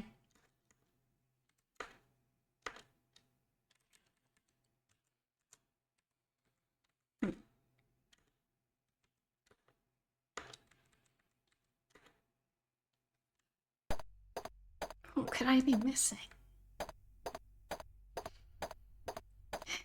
Like, I guess I could look up a walkthrough, because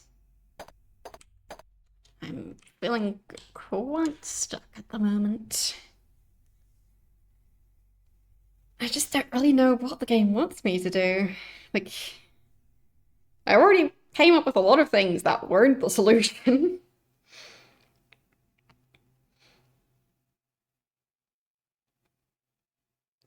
Okay.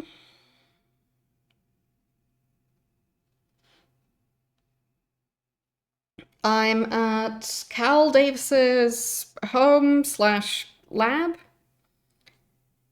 So, yeah. Trying to figure out what I'm supposed to do here to get the pass card. So,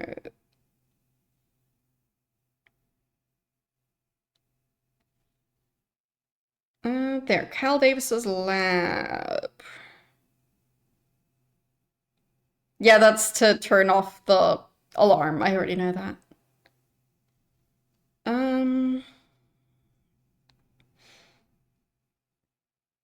So up to the workbench, open the drawer, already done that.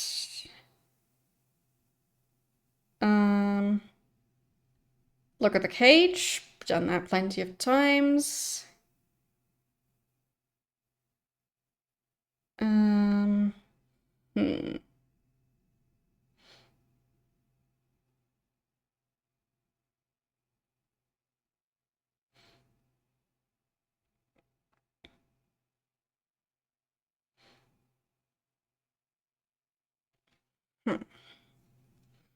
And yes, then you can use the screwdriver to do that. It seems I need to do something else. I'm just not sure what. Like, I've already questioned a lot of people. And I already searched all the other locations, so... I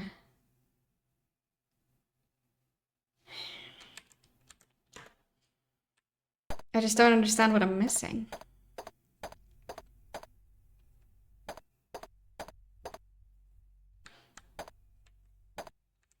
Like, I already talked to the police officer who gave me the information about, like, who the eyewitness was. I talked to that guy. He told me that,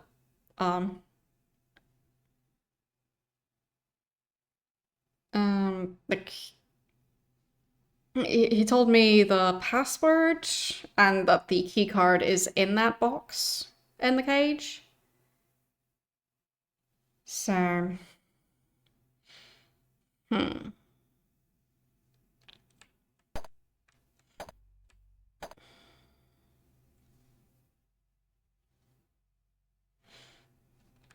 Okay, so I don't think I know that person yet.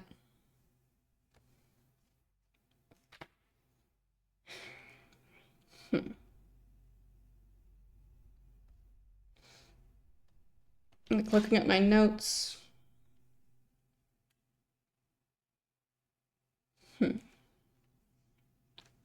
Not sure where I'm missing stuff.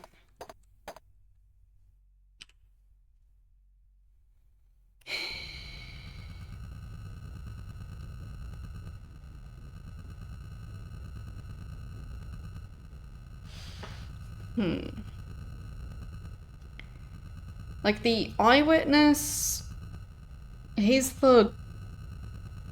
Well, the eyewitness, so that's Aaron Sternwood, who was a friend of Cal Davis. So that's the dead scientist. that guy, maybe he has more information. And maybe John Klaus has more information.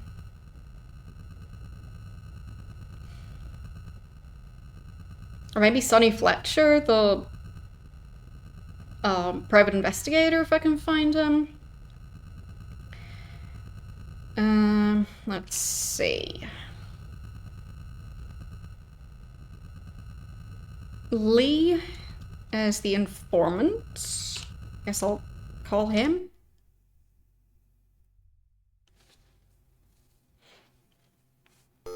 Maybe he knows something.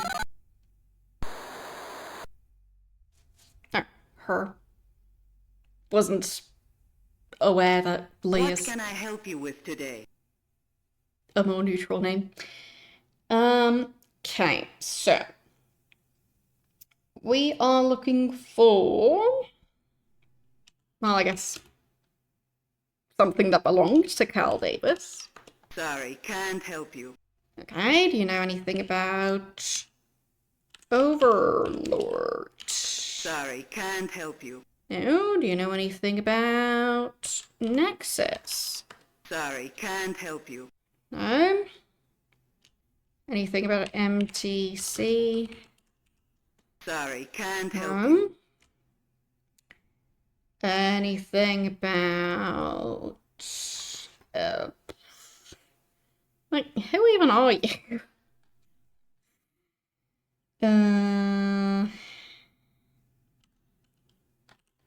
Sylvia... Linsky? Sorry, can't help you. Well,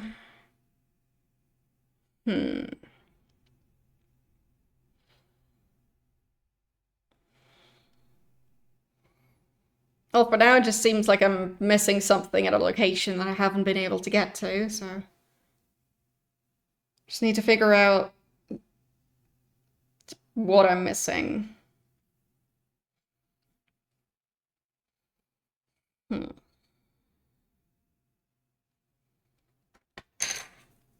Like, what would you even know about? Do you know about David? Oh. Sorry, can't help you. No. Do you know about Sonny Fletcher? Make me an offer. Ah.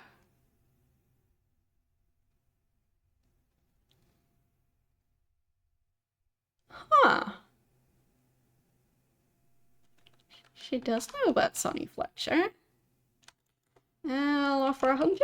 Be realistic. Fine. 200. Be realistic. 300. Be realistic. 400. Be realistic. Is that an unrealistic amount of money? Be realistic. Apparently. 500. Be realistic. Okay. 600. Be realistic. What's unrealistic about Be $700? realistic. Okay. 900. Be realistic. 1,000. It's a deal. Okay. Processing facts. Estimated arrival 6:27. Okay.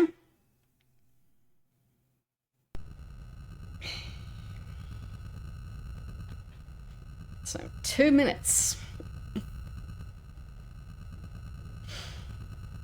Not really sure how long it actually takes to send a fax, or like how long it would take for a fax to actually like be transmitted. Because the thing about sending or receiving one, like, you don't really know how long it's been exactly since it was sent. So I don't know if it would generally take like 2 minutes for it to arrive. Because, like, phone calls don't have a 2-minute delay. Yeah, I might also want to get more information, but if it's gonna be 1,000 each, I'll just hope that this information is gonna get me somewhere.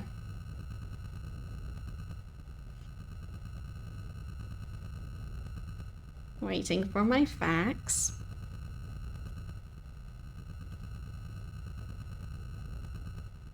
Anyone seen my facts? Because I haven't.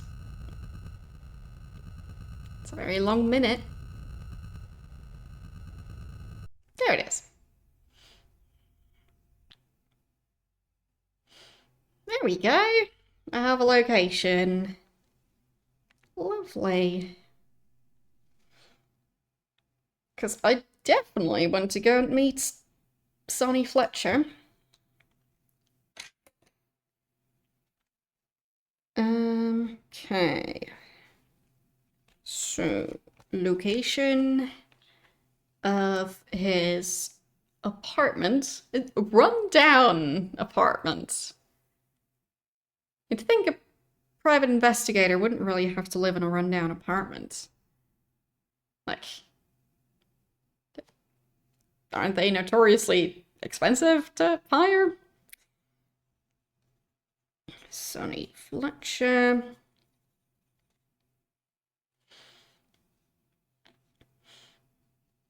And 5170. Yeah, I'm just not sure, like, in terms of the amount of data, like, a phone call obviously would have to be instant-ish. Like, you can't have a 2-minute delay on a phone call, because that would make phone calls completely unusable. Like, if you have to, like, say something and then wait 2 minutes for the other person to respond and so on, that would be pretty ridiculous. So, I'm not sure, like, how that compares to the amount of data I would have to send for a fax. Because, like, with audio quality is gonna depend, and, like, the picture quality of the fax is also gonna depend, and, like, yeah. Don't know.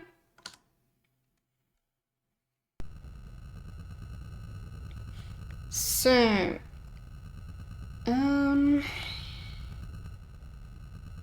I guess I save. Because I did get important information and I don't think I overpaid for it. Seems she just really wanted $1,000 for the information. So, go to 510, no, 70. There we go. Doesn't look that far away.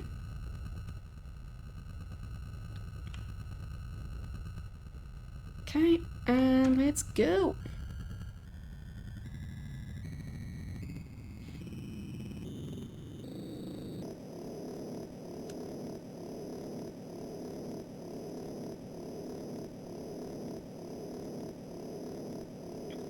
I mean, internet speeds are also going to be very location dependent.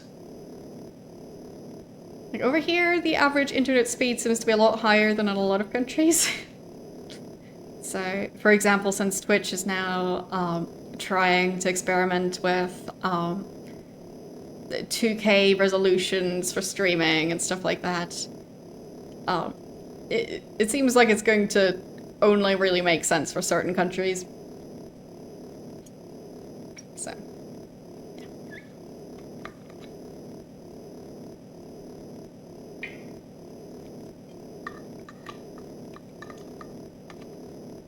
Because, like, how affordable a fast speed or high speed internet connection is going to depend a lot on your country and also whether it's available in the first place.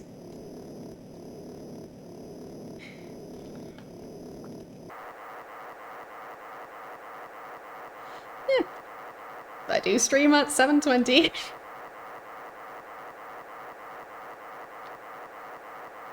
Like, I did definitely have the intention to upgrade to 1080, but, like, for some games it would make sense to do it. But it would also lead to much larger file size for the videos. At least on my end. So, Yeah.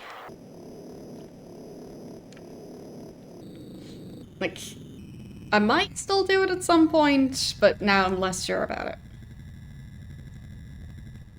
This way. And there. Okay. And down to the ground.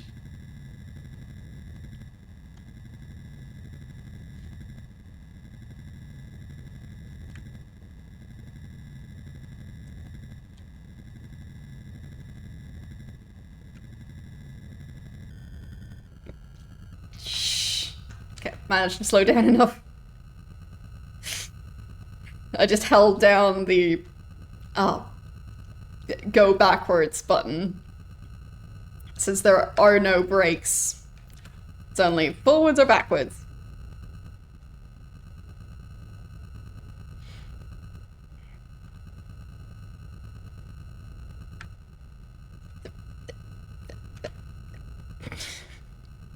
Which makes it very difficult to stop.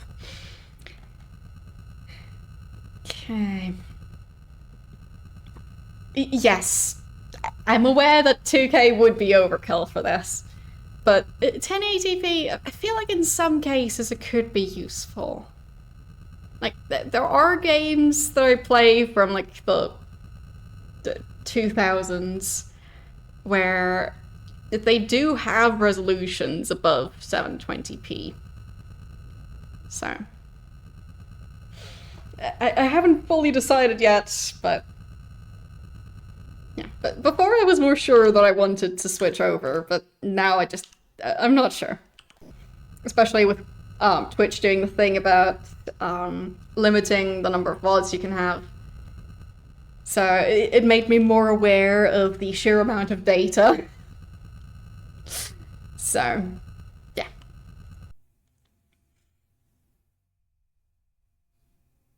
But it still could be worth it.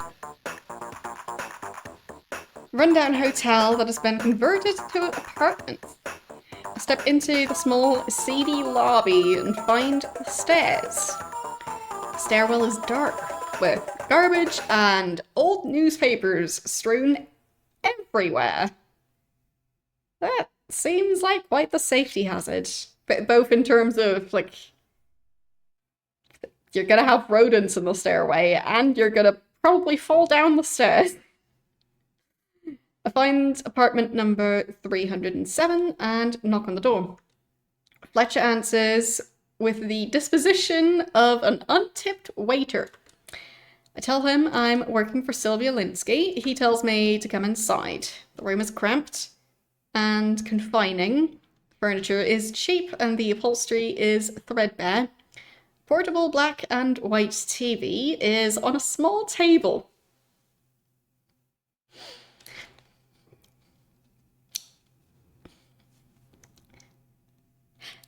Clearly, color displays were already a thing when this game was made. Like, you can't tell me that the developers didn't know about them, because, like, the game is in color.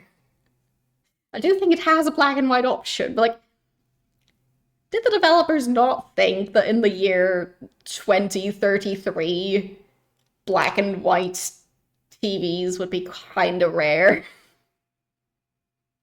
Because wasn't color the obvious step up from black and white? Like,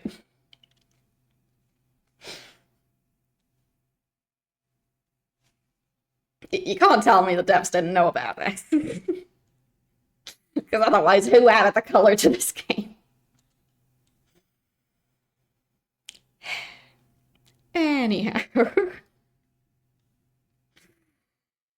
Portable black and white TVs on a small table, blaring the sound of lifestyles of the incredibly rich. Oh, the incredibly rich, lucky, healthy, and famous. Yeah, I get that it was still around in the 80s. My point is, this game is set in 2033. So, I feel like at the end of the 80s, it would have already been kind of predictable that black and white was going out of style. right? Like,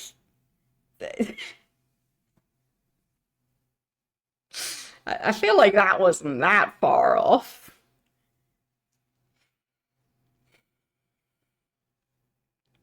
Yeah, I know that there are black and white monitors that are still in use. Like for medical equipment, there seem to still be some that are mainly black and white. But like, yeah. Anyway. So, Sonny Fletcher. Yeah, I get that he lives in a rundown apartment building, but like, I feel like if you're writing a game that's set like 40 something years in the future from when you're writing it, adding in technology that's already going out of style is a weird choice.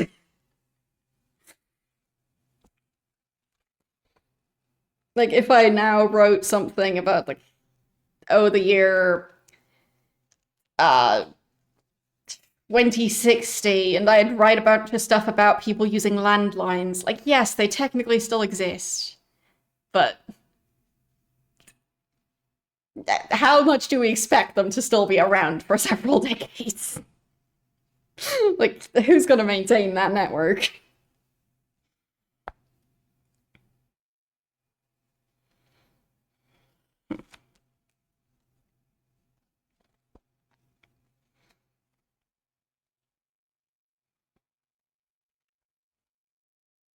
What do I want to ask him about first? I guess Carl.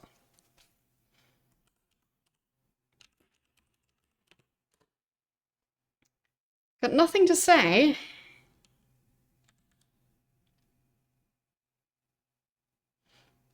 Hmm.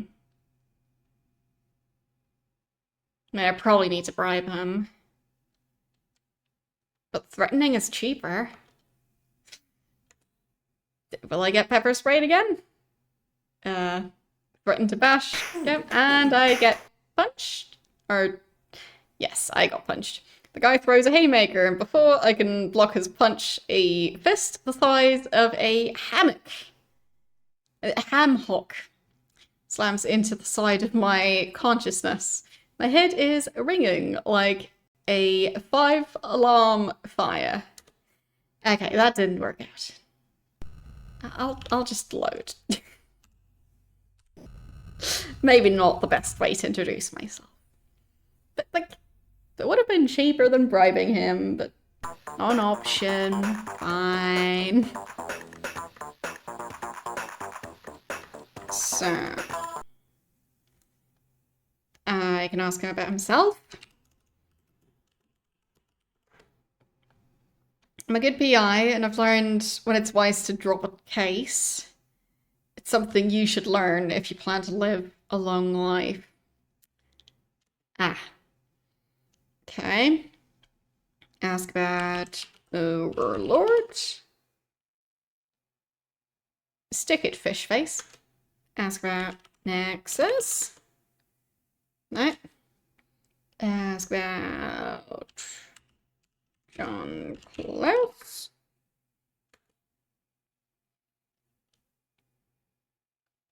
Hal Davis.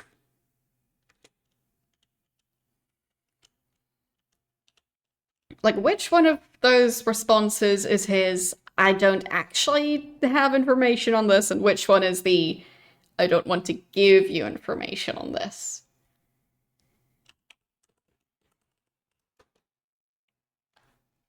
No way they'd find out how you got information, and I'd wind up floating in the bay. Bribe? Okay. Try $1. Is this a joke? Fine. So, he is willing to be bribed. $5. No. 10. No. 20. No. 50. No. 100. No. 200. I'll have to do better than that. 300. 400. Close but no cigar. 450. No. 500. There. Thanks, buddy. I'll tell you what I know.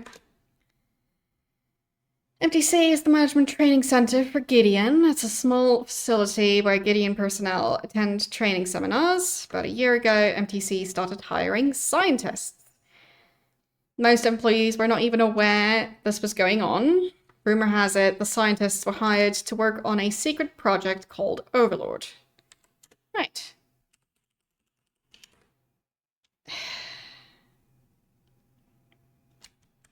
Bribe him again. Other than what I've told you about Linsky's suspicions, he hasn't told me. I don't know anything about Overlord. Try Wanda Peck. Okay. Wanda Peck.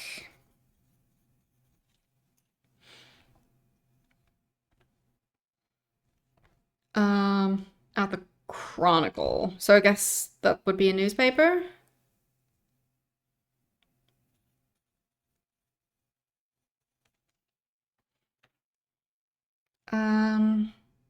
Or you might try the former president of Gideon Enterprises. Still not the full name. So, J. St. Gideon.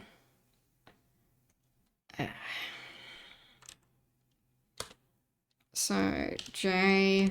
St. Gideon. Nothing to say. Fine.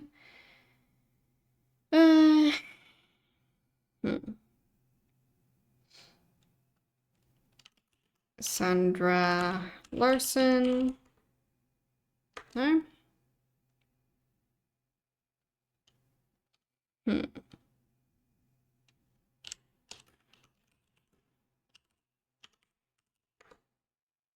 Fine. So here I can bribe him.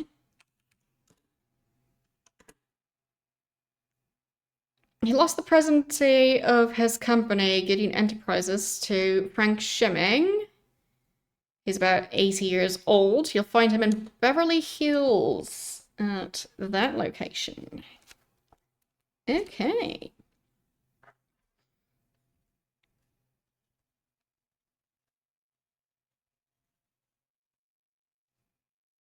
That's 3891. Good to know. Can I ask about Wanda Peck as well? Just tell me the location. 4621.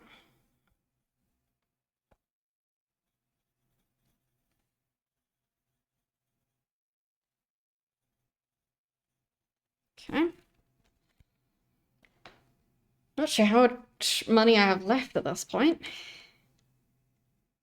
Probably not much. So, I guess I'll ask about Carl Linsky.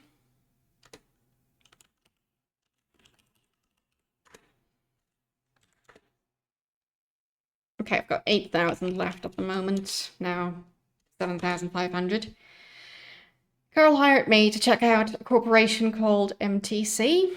I've been hired to do research into increasing... Oh, he had been hired to research into increasing a person's mental abilities. As the work progressed, he realized they had different intentions. When I started my investigation, I received threats on my life and was even shot at a few times. Tried to warn the professor, but I was too late. I think they iced him, but I've no idea how they did it. And check with Wanda Peck for more information. Okay.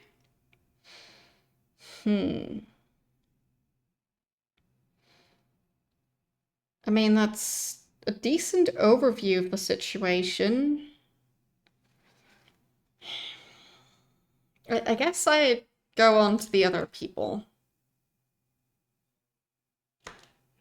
Like, I could probably ask him more stuff. But it is quite expensive, so I'll go talk to the others. So let's try...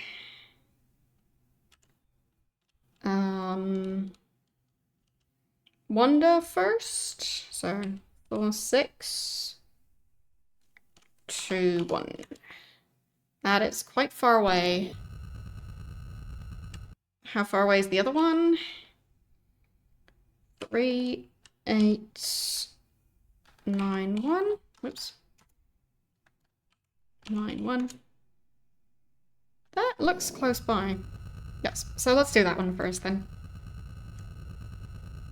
So that's the former president of Gideon Enterprises. So let's go visit that one.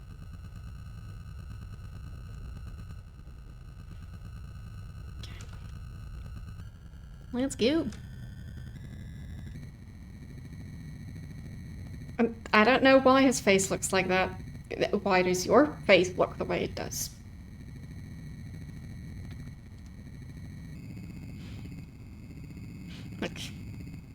Like, why do faces look the way they do?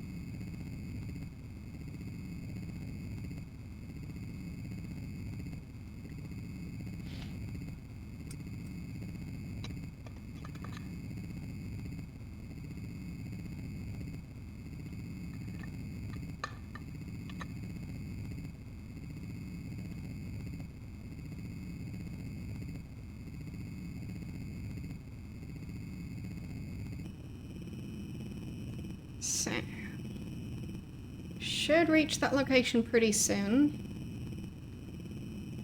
It does look like there's going to be some buildings that I need to go past. They don't seem to be coming any closer at the moment.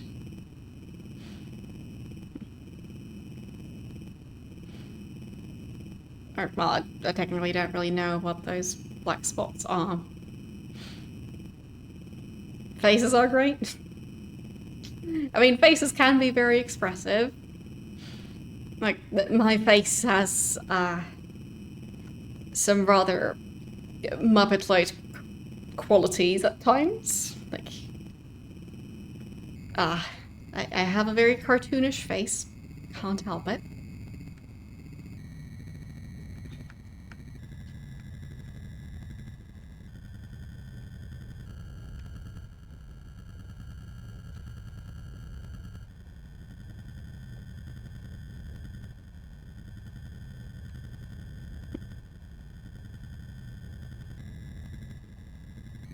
Looked like it was closer than what it actually was, but let's speed up again. But so many times when I see like a freeze frame of one of my streams, I make such weird facial expressions.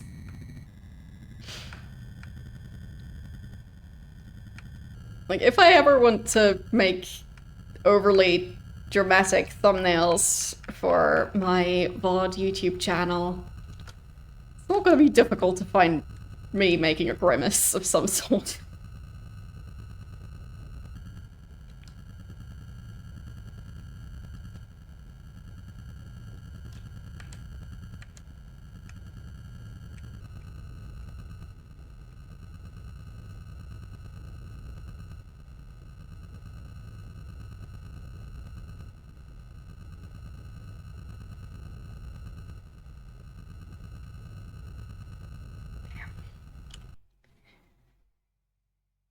So this is J. St. Gideon. Gideon's home is a 30-room mansion in Beverly Hills. The place is lavishly furnished, with a living room big enough for a swimming pool. I mean, guess a lot of living rooms are big enough for a swimming pool. It just depends on your definition of swimming pool. Because like some of the temporary swimming pools that you can put up outside, like some of them are about the size of the average dinner table. So, like, it just depends on the swimming pool. Anyways, so I'm ushered into the den. Mr. Gideon is intently studying his chessboard. Seems oblivious to me. Either that or he's asleep. The guy's old. I mean, ancient. He's 80. It must be a big wheel because there's a picture on the wall of him receiving an award from President Michael J. Fox. Give him background information on the Linsky case. And it seems to pique his curiosity. Ah, he's got very wispy hair. Of course he does. Okay. Like, if they had like a leaf blower or something, like, he could definitely have the mad scientist who just, like, got electrocuted or something, where the hair just stands in all directions. He could definitely pull off that. But he was the president of the company. So. He wouldn't be the one in the lab unless he went from being a scientist to running the company. Let's ask about MTC to start out with. I set up the company to improve the management skills of my executives. Shimming never liked the idea.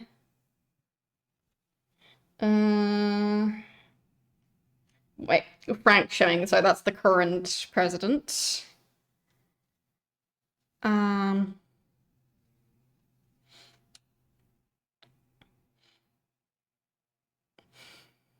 Okay.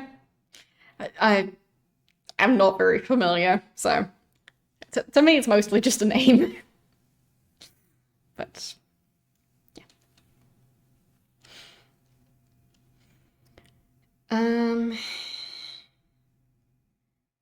So Shimming never liked the idea, which is why I'm surprised it still exists. I've heard there's something unusual going on.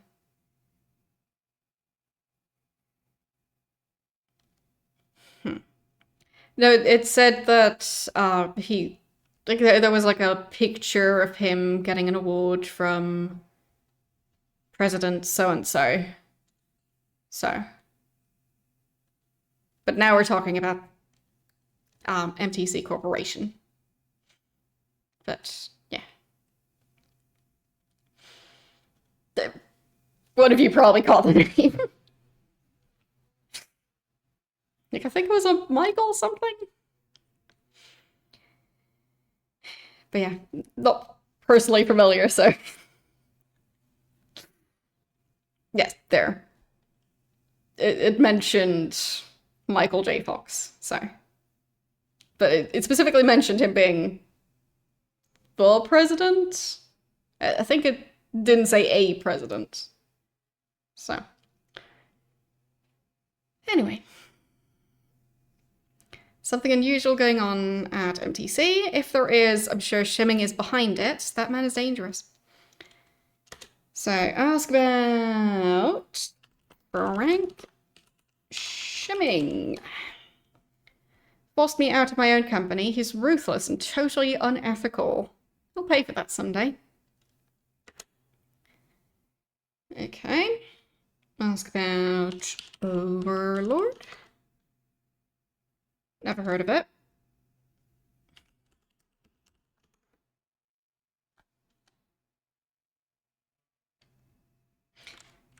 I do get the option to bribe, but I don't think... Not interested. Yeah, so he really just doesn't know.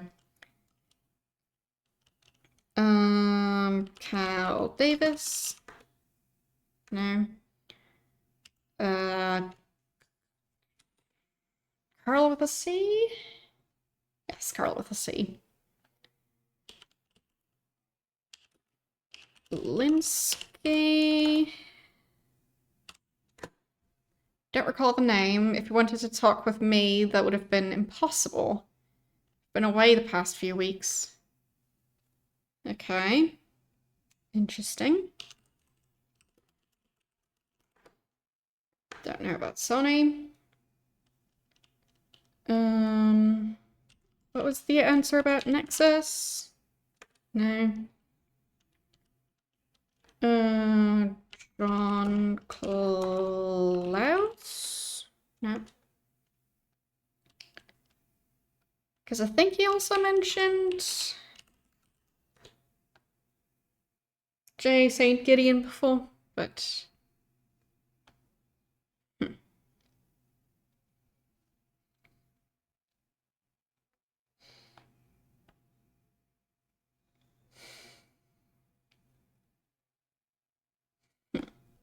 I didn't know anything about Cal Davis, right? Nope. David Pope. Nope. Maurice Cribble. Nope. Could have been that the company worked with them before. I don't know. Probably doesn't know about Sandra Larson. But like, who knows, maybe she's a spy. So, might as well ask stuff.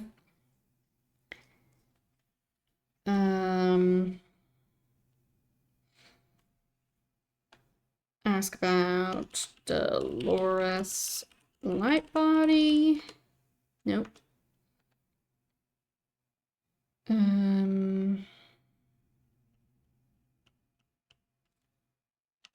Sandra? Nope, I already asked about Sandra. Sylvia. Nope. With the Y. Linsky. Nope.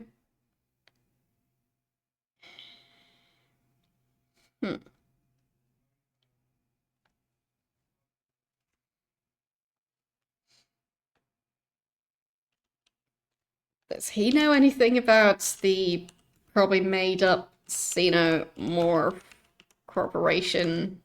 Nope.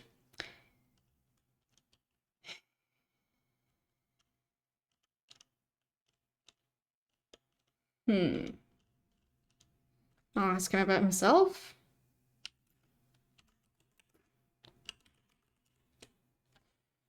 I feel I've been quite successful in life. Before I was in the business world, I was head of British intelligence. After that, I founded Gideon and developed new ways of helping the government. Shimming sees Gideon as just a business. I looked at the company as an institution protecting our way of life. Vague. That organization, which seems to have ties to the company. I believe they're a fine organization, have done a lot of good for the city. They have their problems, but they're working to protect the moral fabric of our society. Okay, so he doesn't seem to know that they're connected. Does he know about Wanda Peck? Nope.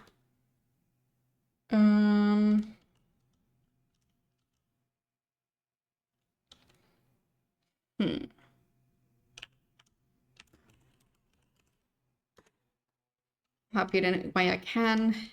Happy to answer your questions.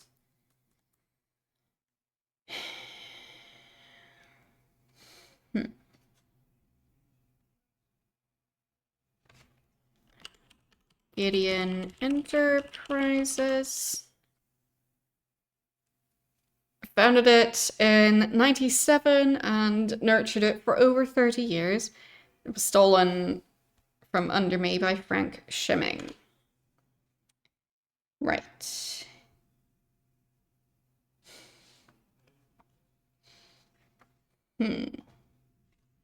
Asking about insurance. Probably not. Last word. Pass card. No. He doesn't really seem to have any more useful information other than, like, oh, don't trust the current guy in charge. Which, yeah, I figured. Okay. So.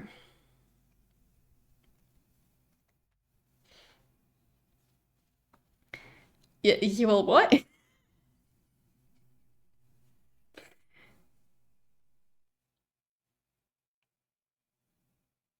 Are you saying you're going to take a nap? Scene 1. So that should be the journalist.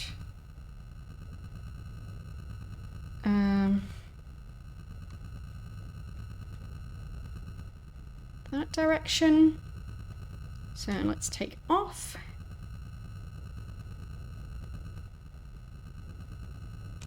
That should be high enough, I think. And then speed up.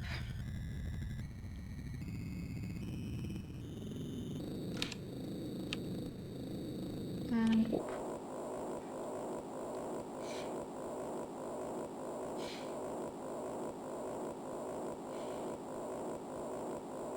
Okay.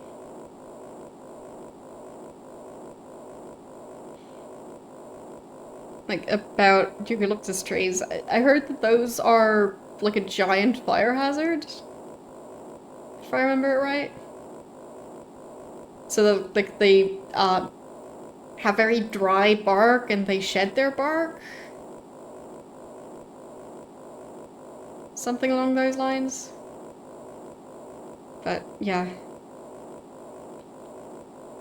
I don't think I've ever seen one in person, but it seems in some cases they're used for landscaping and they're a bit iffy. Yeah, and the leaves having a high oil content, so supposedly they're definitely a fire hazard of a tree.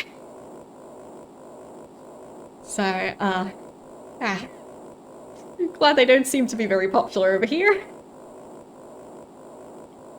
I mean, it is a very humid country, but, like, taking plants out of their natural ecosystems causes so many issues. Like, when I see plants for sale that are supposed to be planted outdoors, not talking about indoor plants, but there are ones that are, for example, from Australia that are available for purchase over here. And I'm not sure about how well they'd actually fit over here. It is the other side of the planet. So. Like the other day I saw like a red grassy type of ornamental plant and at least according to the pot that the plant was in, that plant is native to Australia. I highly doubt it's native over here as well.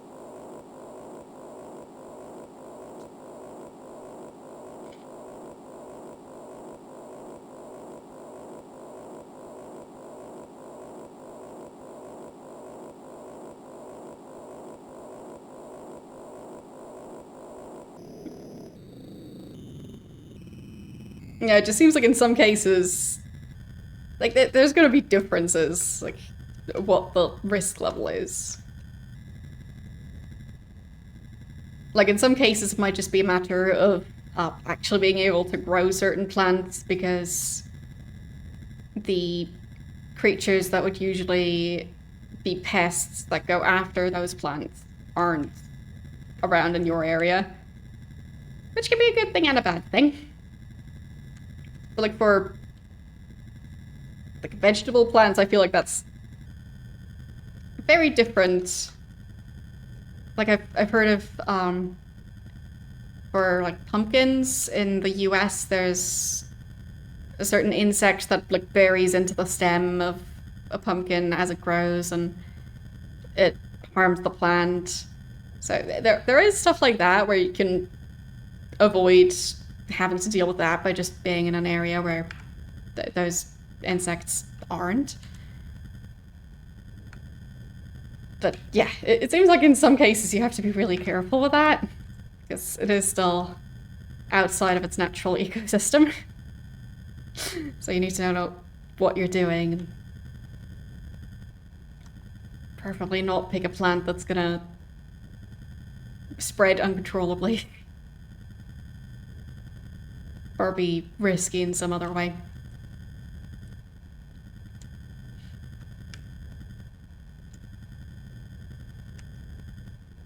Am I still in warp mode?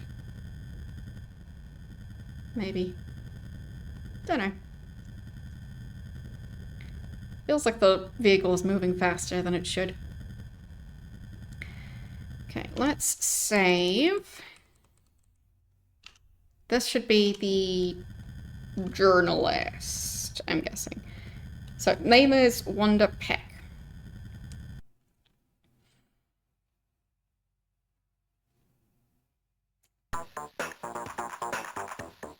Not what I expected as like a newspaper building, but inside the San Francisco Chronicle building, I look for Wanda Peck. I always thought Wanda was good looking in a way. Far away.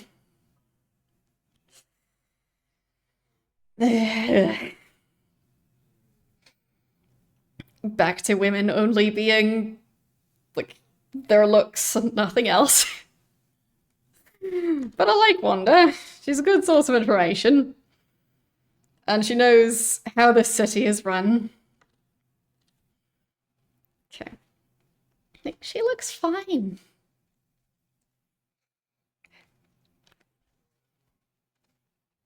She just looks like a person.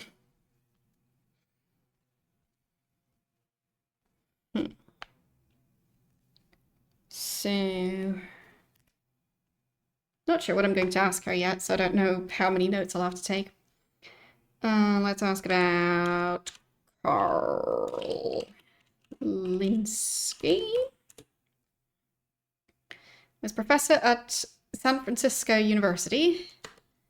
Okay, she doesn't seem to know much about him.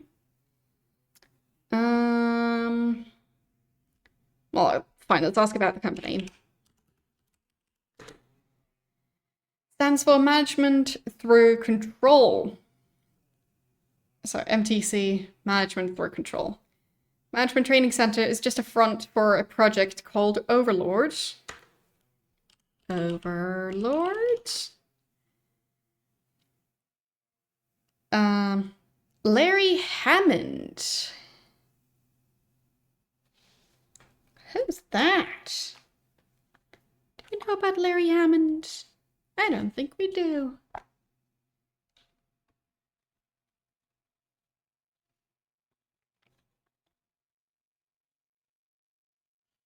Okay, so Larry Hammond wanted me to do research on that. Project was developed 50 years ago in England. Scientists began work on a mental ability booster. Experiment involved increasing a person's mental capacity by connecting his brain directly to a computer.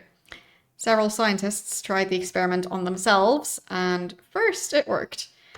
By stimulating untapped areas of the mind, they increased their IQs by 15 to 25%.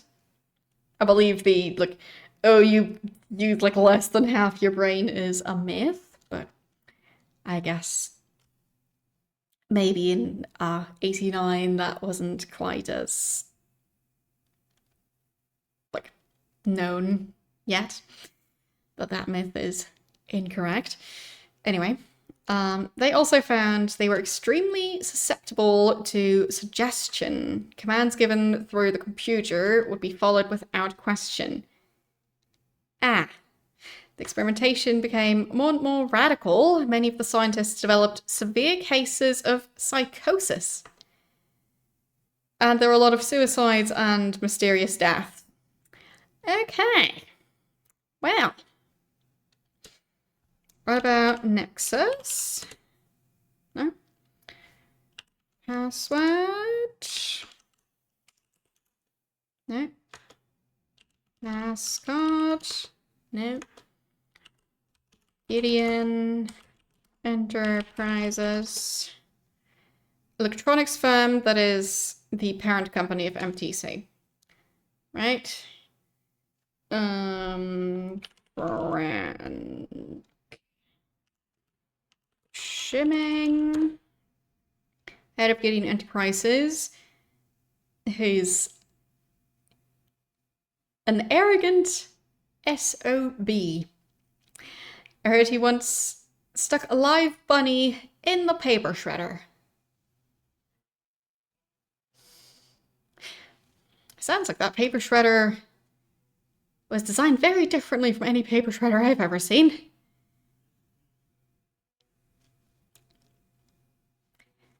Yes, I do know what it stands for. I just didn't want to spell out the acronym since the game didn't either. So, yeah.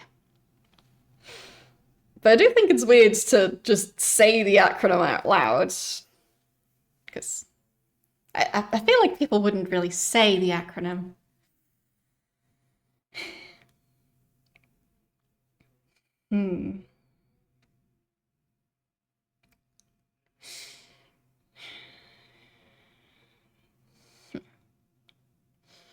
Anything about the dead scientists?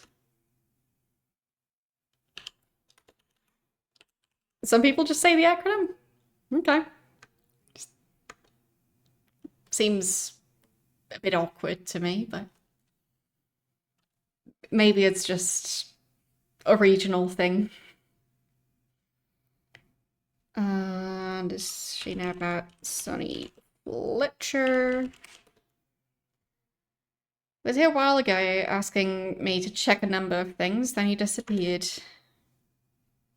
Okay. What about I'm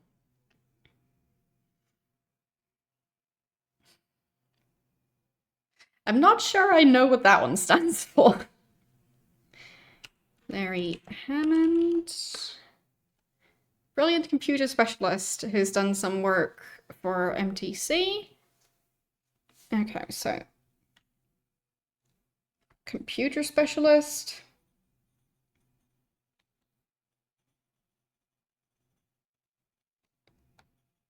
Who worked for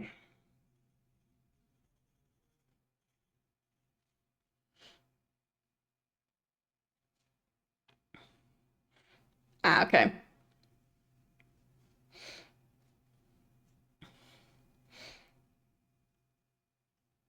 Worked for MTC. Okay. Ask guy named Ron Meat. That's a very awkward name to have.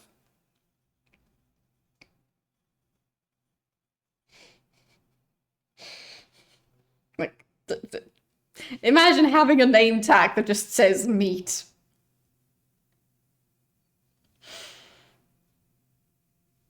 Or like a sign like on your door going meat. Anyways, like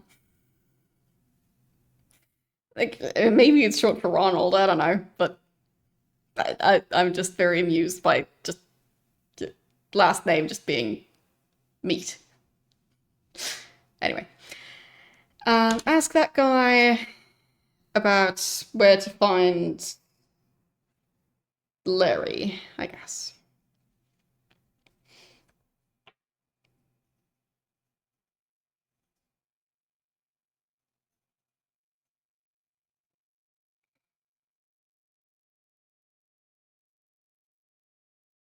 Okay. So, about Ron meat.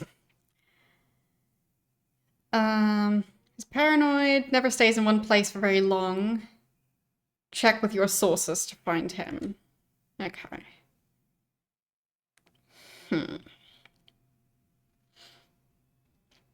I guess that's all the information I'm gonna get right now.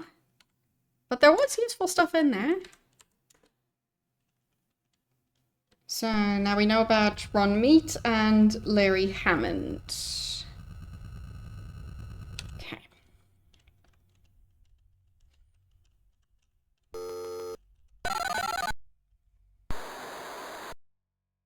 Hello, Tex.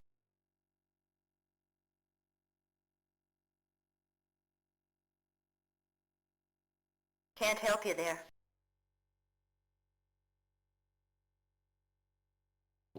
Okay, so she doesn't know where Ron Meat is. How about Larry Hammond? Can't help you there. No. Okay. Well, for a surgeon, I'd say it's gonna be questionable.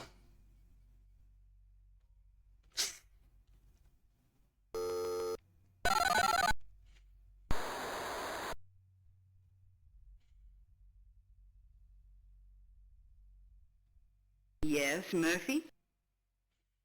Like, more for a butcher than a surgeon, because I think if your surgeon's name was Meat, you'd maybe think twice about, trusting them. Because most people prefer not to think of themselves that way.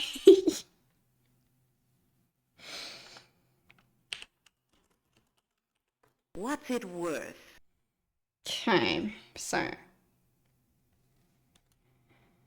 900 was probably not enough. Look for my facts. Okay, 900 is enough. Sure. 714. All right. Should have offered less, probably. Oh well. And now we wait.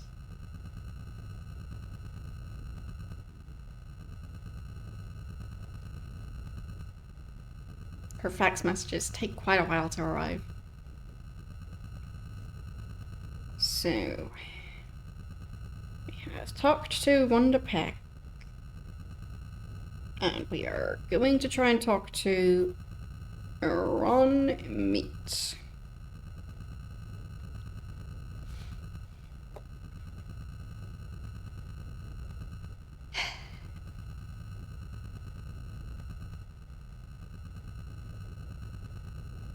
But I do think it's interesting how many last names can be traced back to, for example, different professions. Like Smith is an obvious one.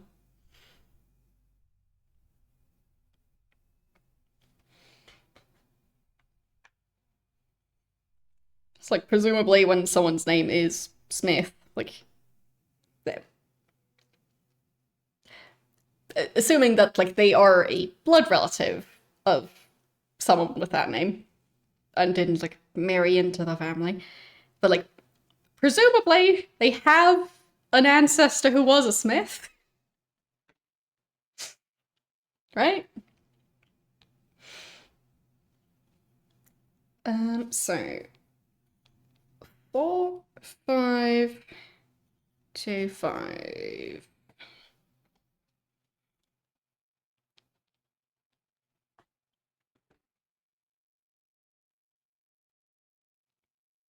Okay. Near Coit Tower? He's a little unpredictable, so watch yourself. Okay. Guess I'll save.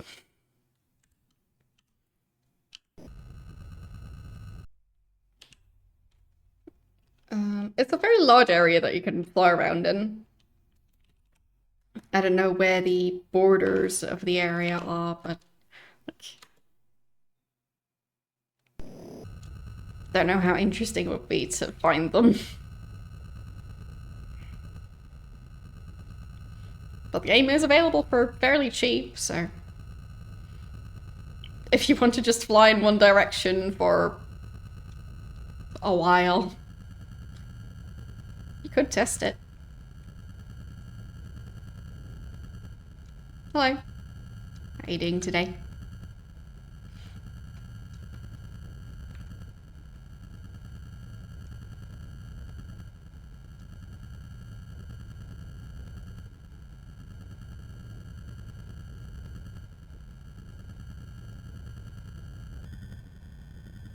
I think it would just be the usual where at a certain point you just can't go past an invisible barrier. So.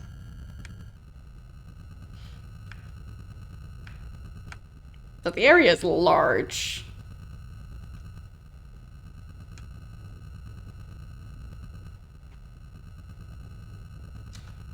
Slowly moving over to the building. Very slowly.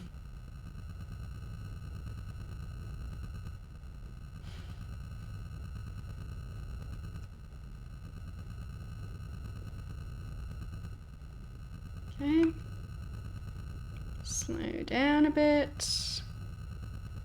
And stop. Stop. There. Finally managed to stop the vehicle. Yes. They did change some stuff. So, some font changes and they rounded off some buttons. At least those are the changes that I'm aware of. Don't know if they're planning on doing more changes, but they're just experimenting, I guess. But, like, I've been on Twitch for quite some time, so it's not a very drastic change compared to a lot of the previous changes.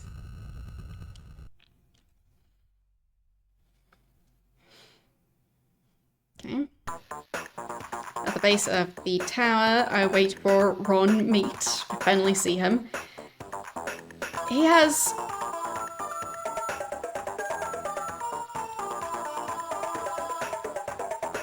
He has radiation burns over most of his face.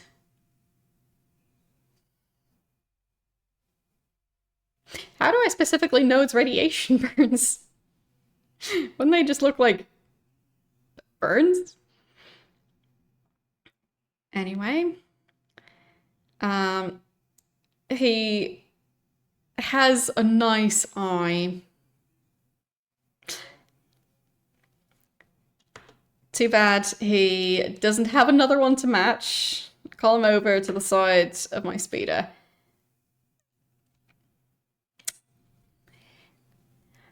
I think that's more than just radiation burns. Because, like, you...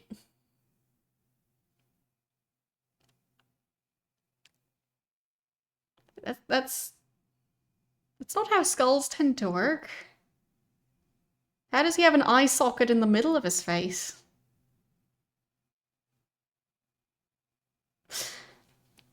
Oh well.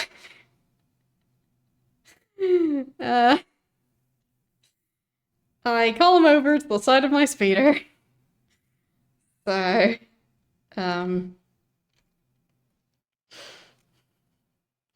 I have questions. Can I ask him about himself? Not too good lately. Need to get my eye checked. Probably need a monocle. Okay. Good luck with that. So about MTC? You know anything? Can't help you there. Overlord?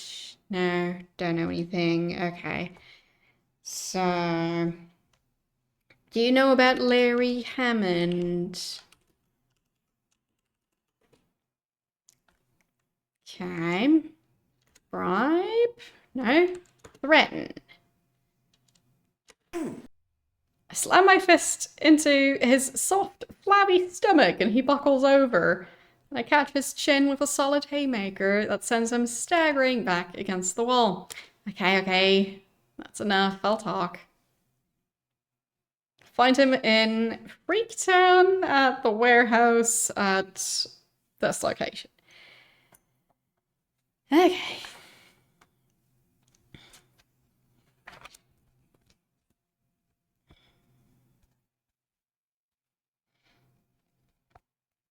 So it can actually be an actual birth defect. I wasn't aware.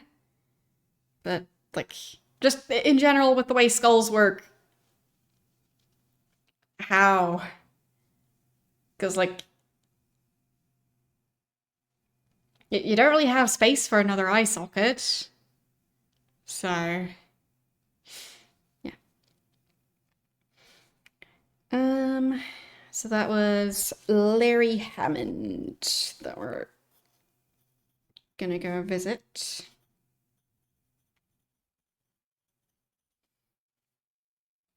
Okay.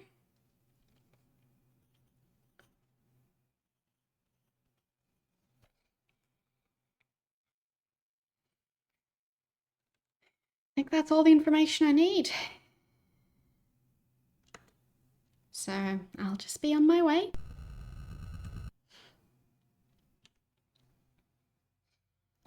And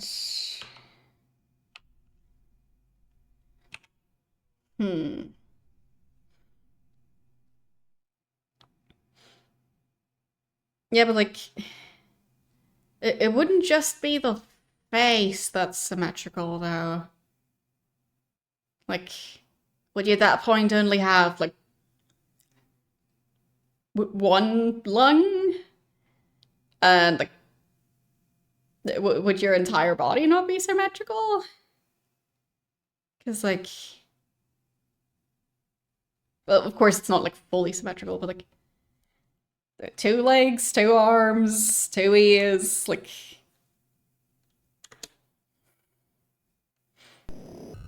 It's not specifically just the eyes.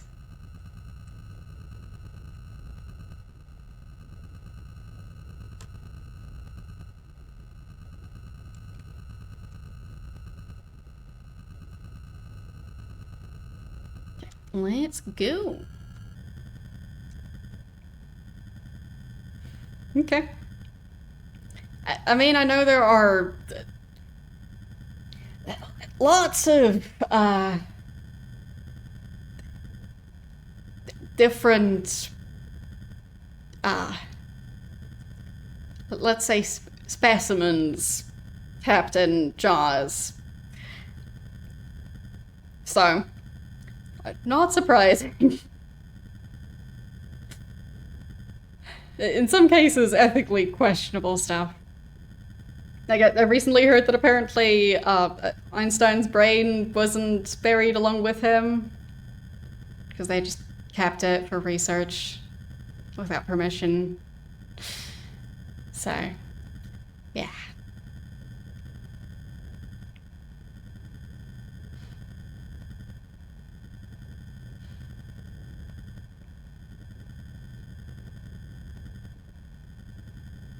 There.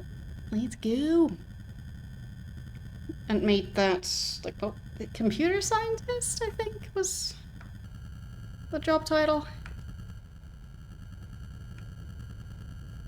But I am curious what he's going to know about this whole thing. So, let's stop the vehicle. I went too far.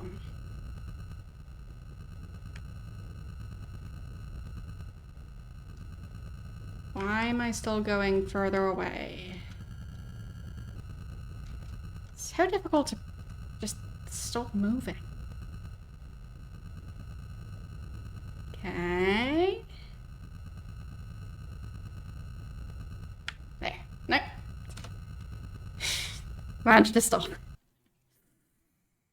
Okay. Save. There. And let's enter the building.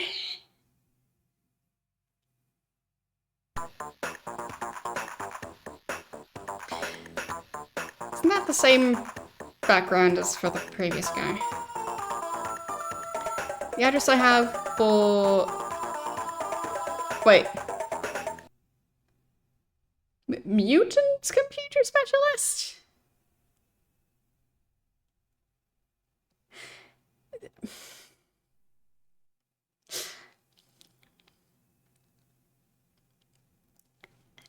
Okay, then.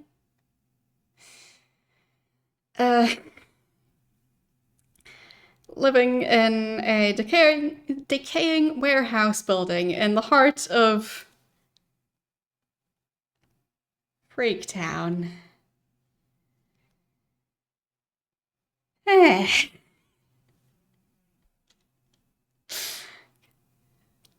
Lovely. Thanks, 1980s. This is where most of the unfortunate individuals live who suffered severe damage from nuclear radiation. Many of their offspring suffered genetic damage, resulting in some rather grotesque mutations. Most were treated as outcasts and were forced into this community, away from those not affected. Step through a partially open doorway into a large room. I see several large mutants. None of them look too happy to see me. I'm looking for Larry Hammond, I say quickly. A fellow steps forward. He's about 30 and looks like he's got a serious grudge against the world. Some people are so ungrateful for extra blessings. At least he was born with all his vital organs inside his body. My name is Larry, and this is my brother, Daryl. Feel free to speak in front of him. What can I do for you?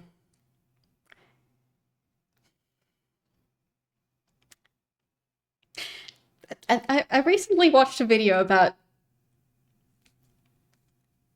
freak shows in the 1800s and just how dehumanizing they were.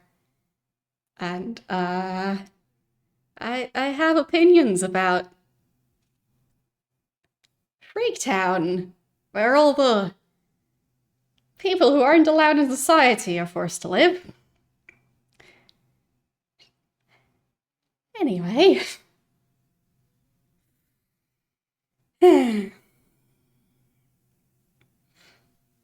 So, Larry and Daryl.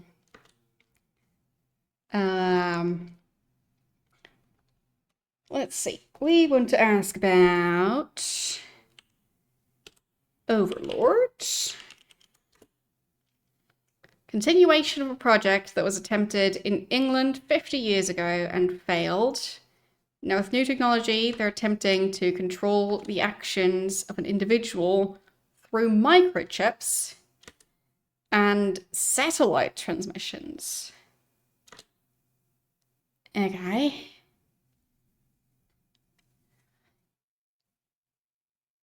Would it still be a microchip if it's going to be able to receive satellite signals? Okay. If you think of a satellite dish, seems like receiving signals via satellite on a microchip might be a bit difficult. Oh well, not my area. So, who knows? As about Nexus, I designed the Nexus system. There's a main computer and 8 access terminals. Also built a failsafe into the system. To stop the Overload project, you'll need all 8 passcards and passwords. You must find the location of the main Nexus computer. Insert the passcards into the main computer and you can initiate the self-destruct sequence. It'll destroy all data and the relay satellite. But destroying a satellite feels like it would have consequences, like potentially having debris falling onto the planet, but who cares? So, Nexus. So, find the main computer.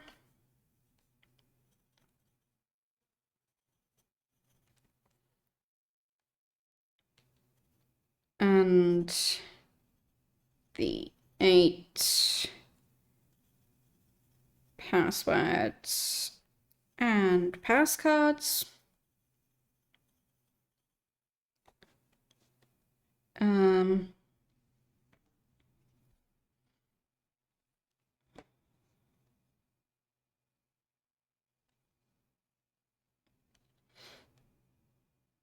Okay, so it's 8 of them. And I have 2 and a half. So, it's going to be a lot more scientists. Because, like, I have 2. I have 1 password and know where the pass card is, but I haven't been able to reach it yet. There's 2 other scientists. So we're missing 3. So, yeah. And then use them to activate the self-destruct sequence.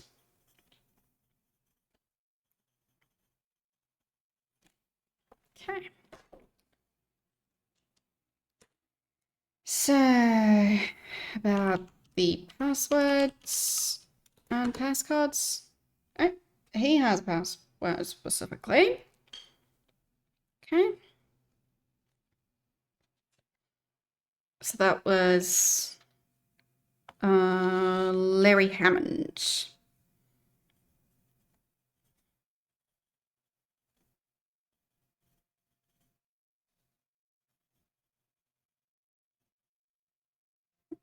Password King. And passcard was stolen by members of the Law and Order Party. Get it from them. Okay. So passcard is gray. But it was stolen by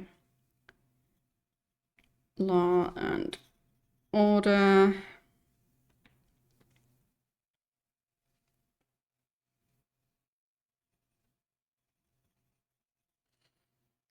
I'll have to get it from them. That's not going to be easy. I have no idea where their main headquarters are. If you find the location, chances are my passcard will be there. So, stolen by Law and Order Party. Probably stored at their headquarters.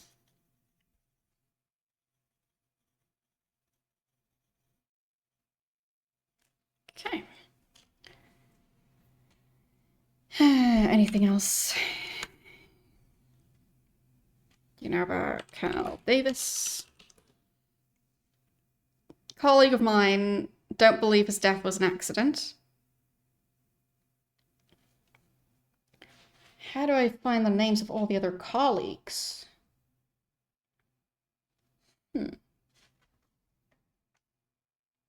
Because presumably Larry would know who the people are.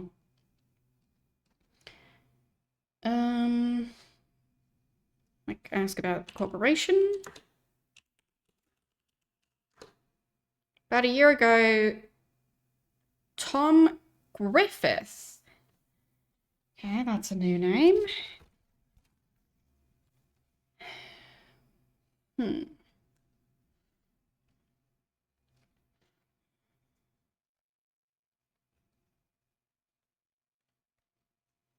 Tom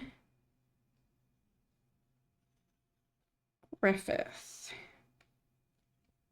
who is the vice president of MTC.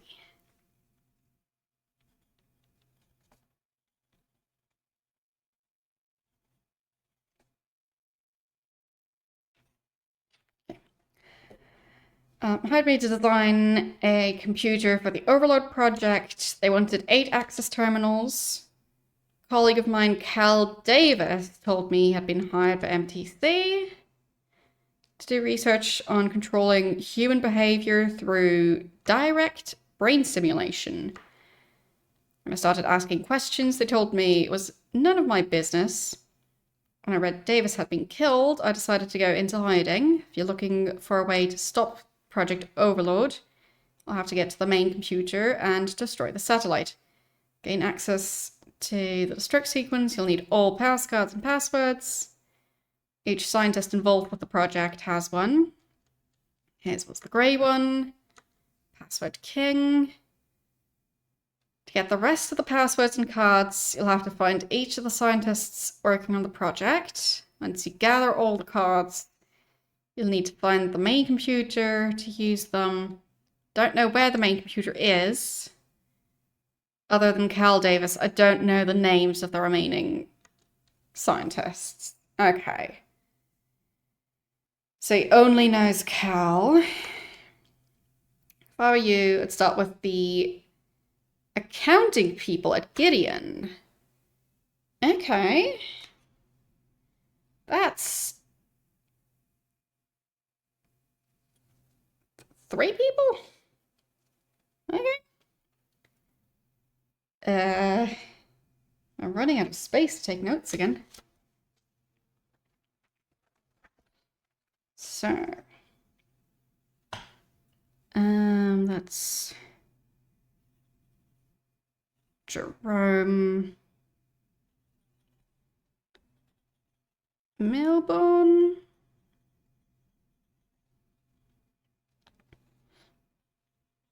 Ed Bradley. Arnold Dweeb.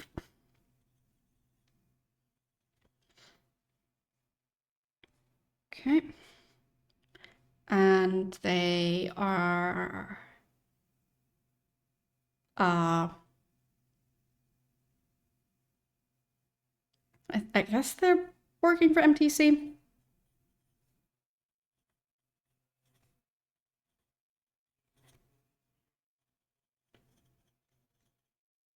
So I'll just write down that they're MTC accountants.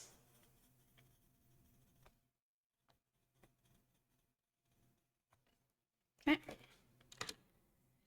They might have names of the people who received checks, right? Can I ask that the specific people?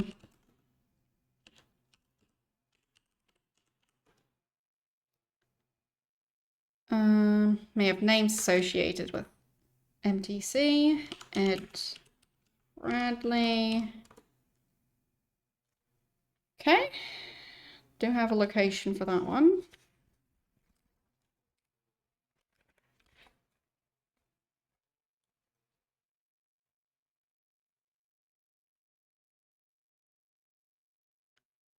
Pretty far away. Okay. And then last guy.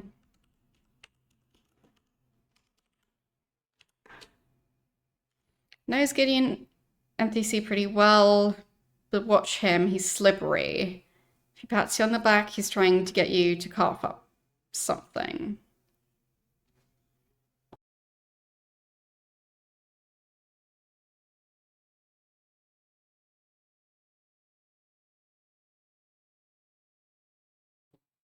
I mean, I have a location for one of them. So that was for Ed Bradley. All right. Any more information he'd have? He doesn't know about where the main system is. About the guy who hired him. Tom Griffith. Vice President of MTC. He's more responsible for what's going on than Frank Shimming. Oh. Okay. I guess that makes sense if he's the one who hired the computer specialist. Hmm. Can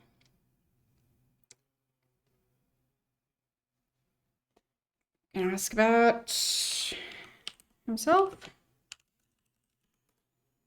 Most people think I'm two-faced. Think it's because I'm usually pleasant, but Daryl's so ornery all the time.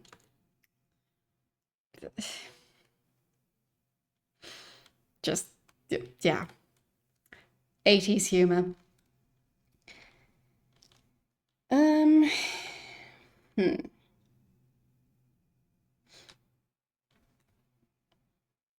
Like, just, yeah, keep continuing making fun of people for their birth defects and stuff. But yeah, it's classy.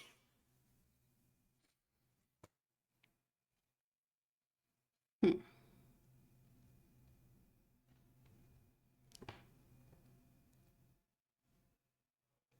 I think that's pretty much all I need to ask. Because wouldn't really know anything about the other scientists. He only knows the one name. So, hmm.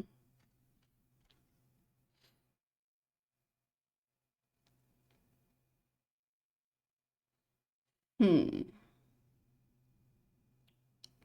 And none of the other names really have much to do with the company directly, other than like being related to one of the scientists. So,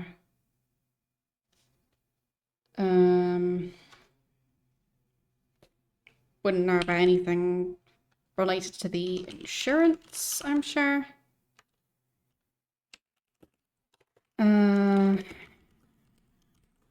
That party. Those goose-stepping thugs are preparing to move against us. I'll be ready for them. They try to run us out. I'll take the whole city with us. Not just Freaktown. Okay, so that party wants to get rid of everyone who looks different. Alright then.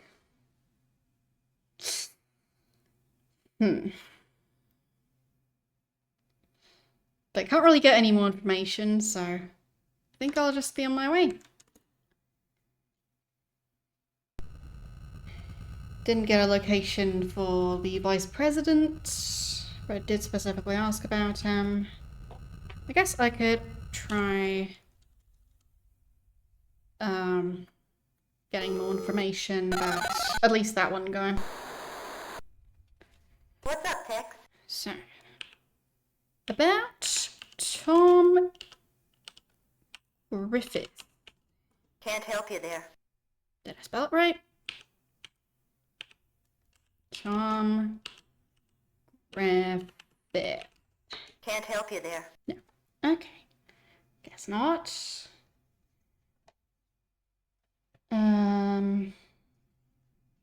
Maybe one of the other accountants? Jerome Milborn.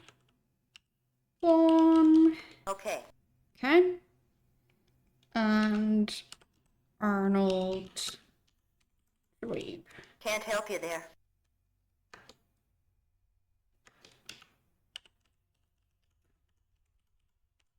Can't help you there. Okay. So, I'll at least get one more location, I guess. I'll just have to wait for the facts. But I guess I can already head towards the other guy while I wait. Okay. It's not that far away.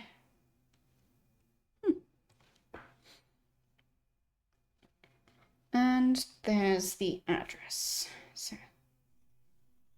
Jerome Melbourne at 4623.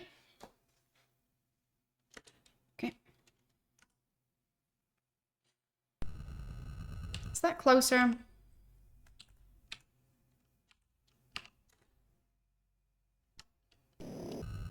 It is. So let's go there first.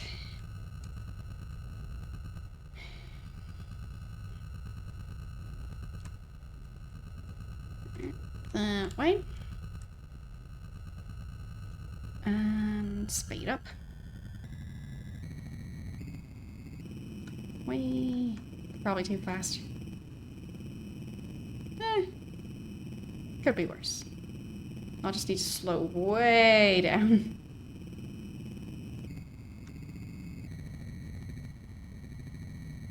Still going fairly fast. But hopefully going to manage to not crash into the building again.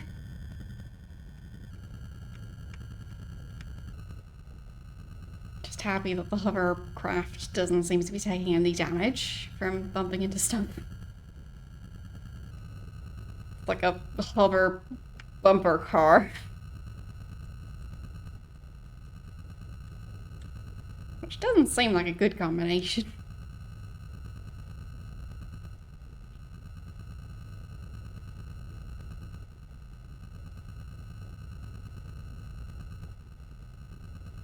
I feel like if people were driving around in bumper cars, just on the road, there's gonna be issues.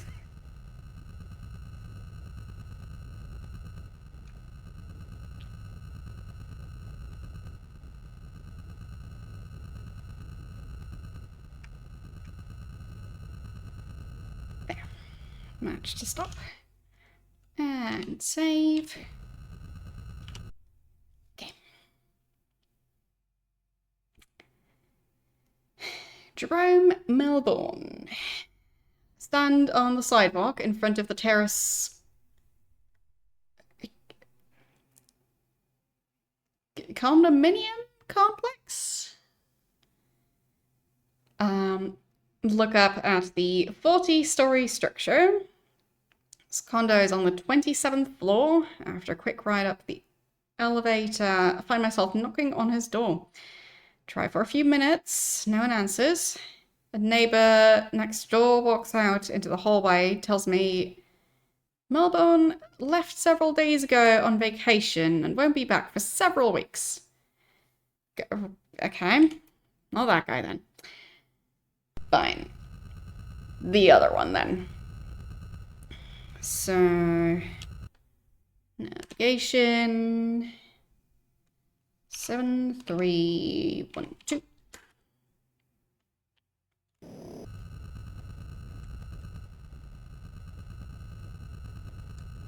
And I pretty much need to turn all the way around.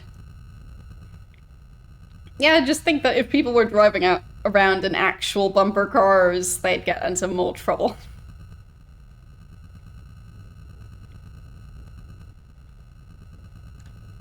Like, I've never actually used a bumper car, but from what I've seen, people are mean. Like, it's like they're trying to, like, send people to the hospital. So, yeah.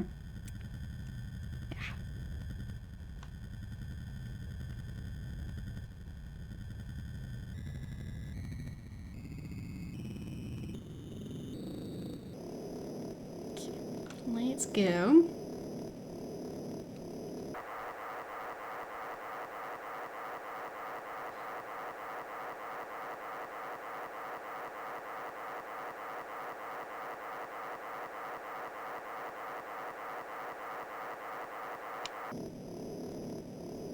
So my necks are very fragile.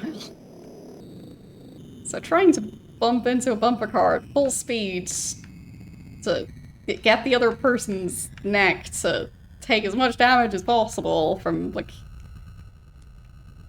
getting whiplash. Like, yeah. Not for me. It's the exact opposite of what I would want to do with my money. So, yeah. Paying to try and get injured isn't really my thing.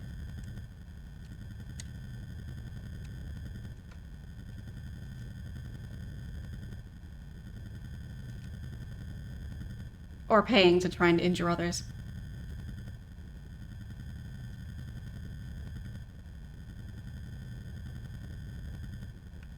Is that pyramid?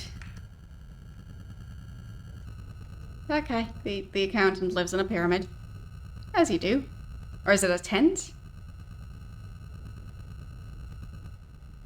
Or a prism? Like, it doesn't look see-through, so...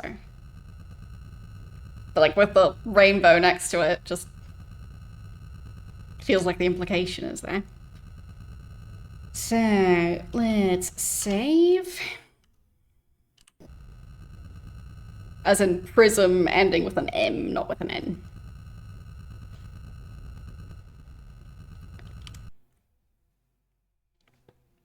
So... Bradley. Knock on his door. Wondered to myself if this could be the same Bradley used to be on TV when I was little. Realized he'd be dead by now. He's a meek little bespectacled man, about 45. Ask him about Gideon and MTC. He replies, it has nothing to do with the accounting between the two companies. If I want information on that, talk to Arnold Dweeb. And that's it. Okay.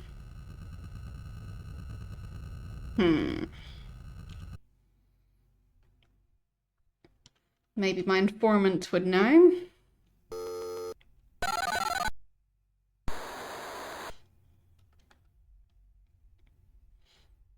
Enhanced, yes. What can I help you with today?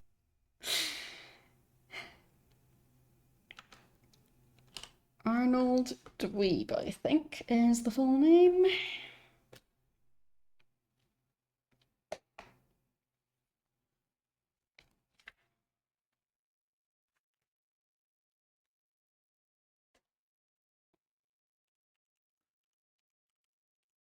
Make me an offer.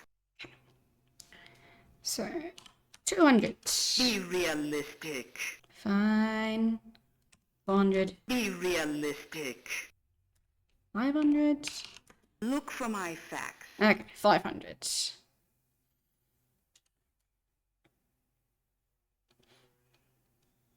Ah, okay. I'm guessing 60 Minutes already ran in the 80s. I'm not really familiar with the show, so... Don't know when they started it. So, waiting for the facts. Let's just get out of this area, at least. It's just too flashy. And stop the car. Or at least try to. There. So we don't currently have a location to try and travel towards. So I'll just have to wait for the facts. So the name is Arnold Dweeb.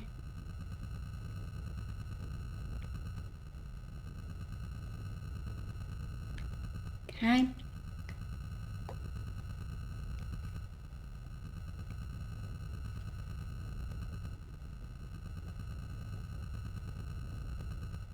Did the word dweeb have a specific meaning in 89? Because I feel like... Wasn't that more of an internet thing, like, the meaning it has now?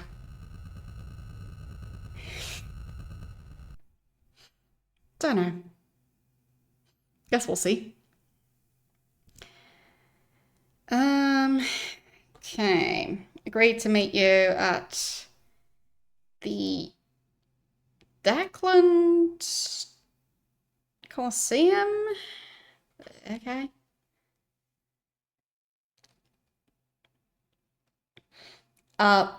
DWEEB.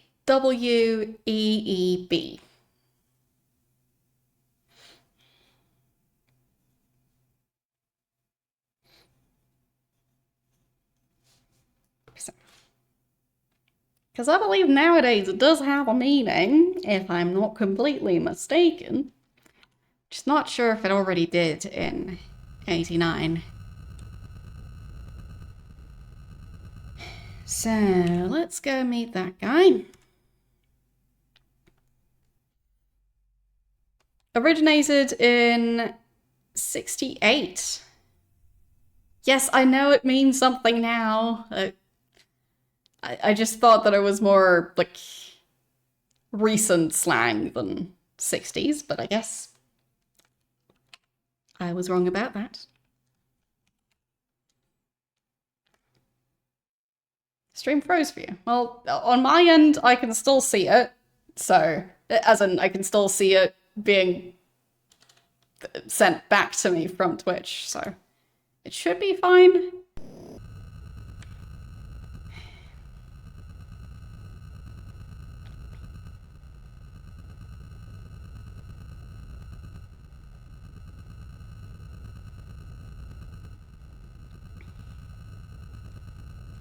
You've heard it used in 80s movies, okay.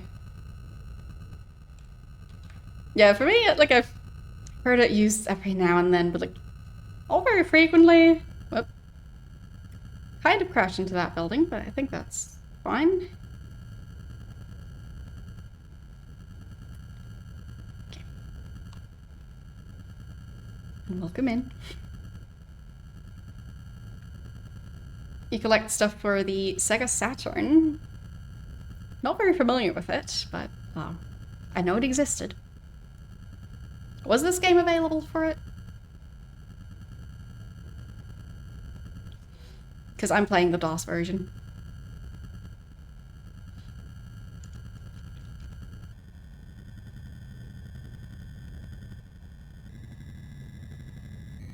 Yeah, I can't keep track of, like, the games that were released for a bunch of different systems and, like, all the systems they were released for. Oh, much later. Yeah, well, I don't know if the series was available on the Sega Saturn in the first place, so.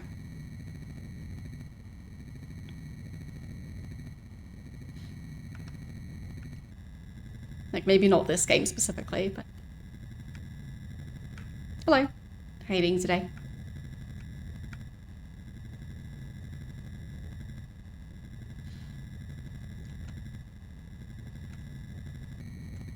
Quite a long flight.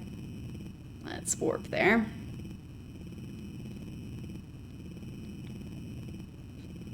Yeah, I'm playing these games for the first time, so. I'm not sure if I've seen one. Like, not consciously. I've been to a couple of retro game stores now, but I wasn't looking for that specific console, so don't know. Maybe I've seen one.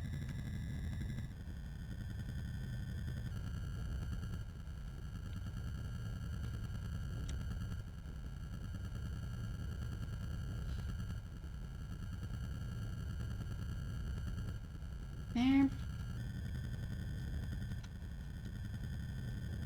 Last part of the journey.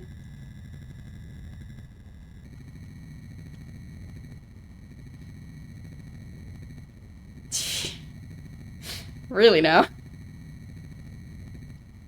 They're that expensive. I mean, I know that a lot of retro game stuff is silly expensive, but like, I think the most expensive game I've seen was somewhere in like the thousands, but not 10,000s. So.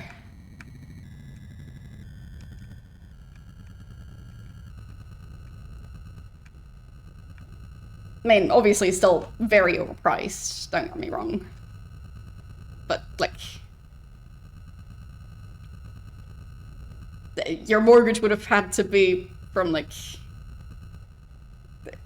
many, many decades ago for that to be enough to buy a house. Or an apartment, or, like,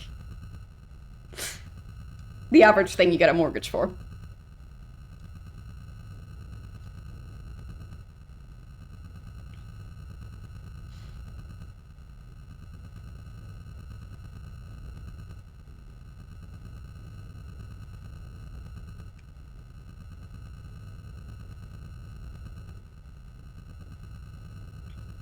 Yeah, yeah.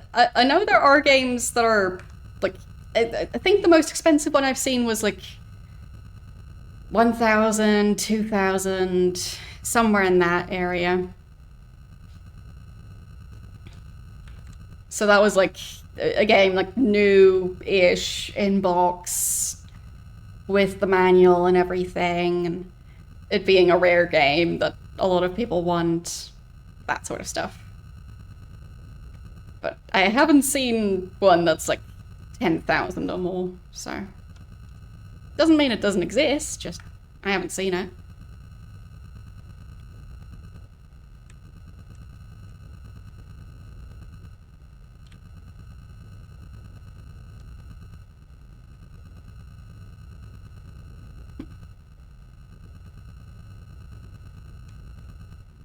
Wait. Am I supposed to land on top of this building?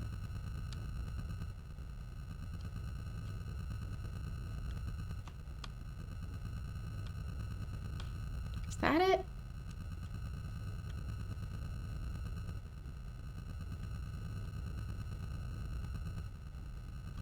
I'm confused. Maybe? Yeah, I'm supposed to land on top of it.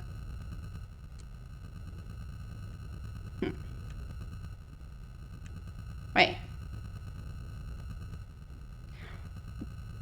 Wait, is this a stadium? Because it kind of looks like, is it American football that has that type of Y-shaped goal thing? I'm clearly a sports person.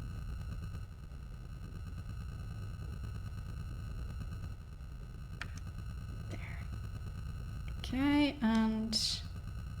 Yep, there. I landed. Bit of a rough landing, but it works. Okay.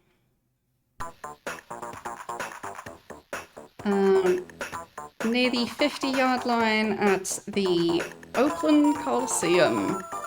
Supposed to meet Arnold Dweeb. I mean, somehow calling a modern stadium a coliseum just... it feels a bit silly. But maybe that's just me. It feels like trying to make it sound fancier than it is.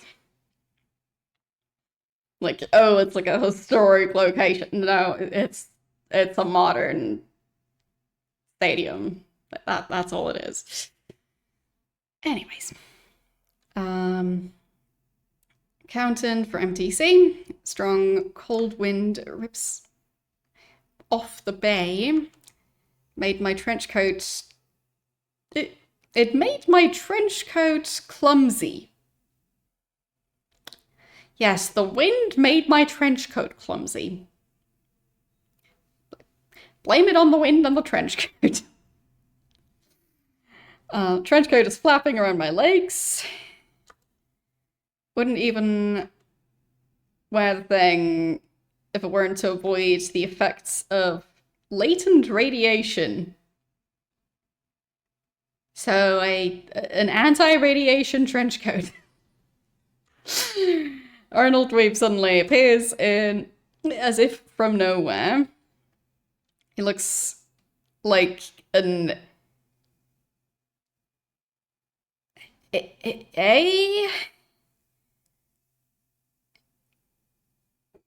number one weenie?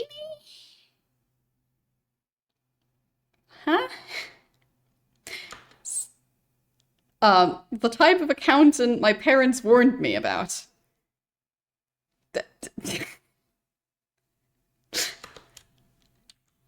Huh? That is so very odd. I'm not sure I saved after landing here, so...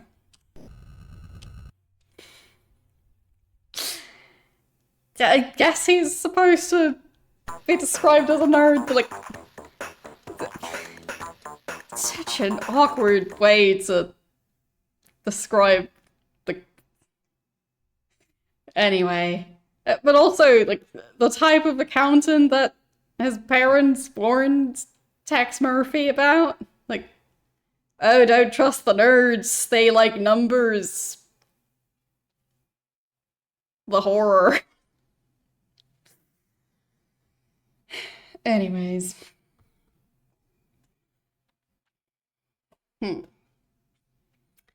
Let's ask about MTC Corporation. My time's valuable. I don't give anything for free. Of course he doesn't.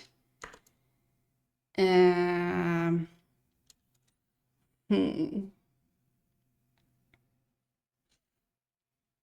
you mean as in, like, nerds not being welcomed in society? I am aware.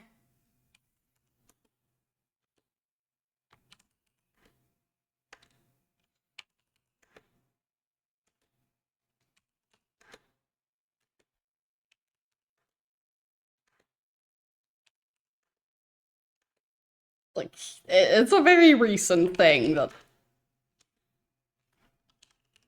things have shifted a bit.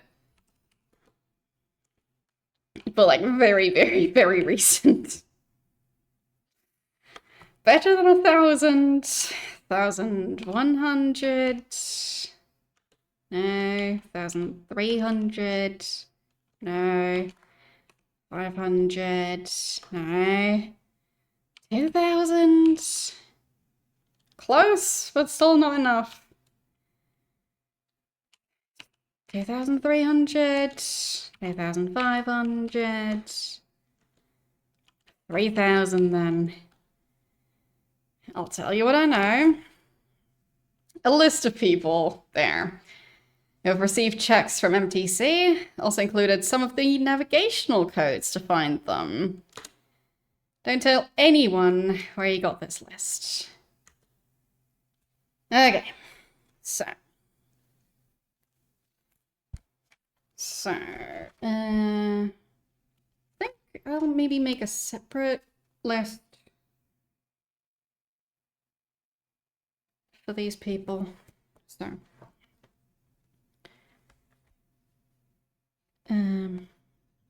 Carl Linsky. So, like, I'll have navigation codes or, like, locations and stuff. The password and passcard, and, like, maybe some other information. So I'll try and leave space between the different people. So, Carl Linsky, we already know about Carl. Then we've got Ron Morgan. Okay. Just need to really make sure I write their names down correctly. No follower notifications are currently not active. I wanted to redesign them a while ago and I didn't. So, yeah, they've just been inactive for a while now. I think it's been like over a year, maybe longer. I should really get around to redesigning it. But I'm notoriously good at putting things off, and yeah. I just felt like the alert was a bit too disruptive at this point, so I should maybe change it, and like, yes. Anyways, so Ron Morgan. I did write that down correctly. Then we've got, I guess you pronounce it George, but with a J instead of a G. Okay.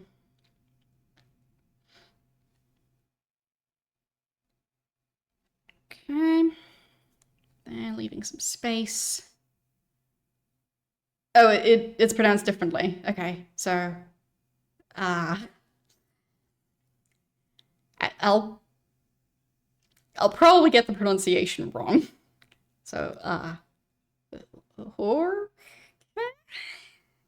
I'm not a Spanish speaker, but I almost wrote it down as the name George with a G, so I need to pay attention to what I'm writing.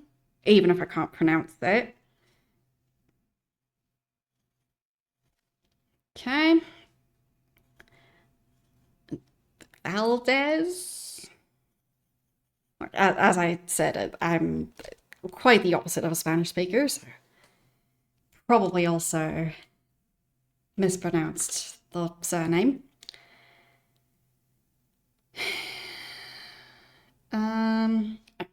Got a location for him.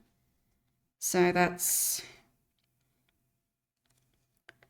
4931.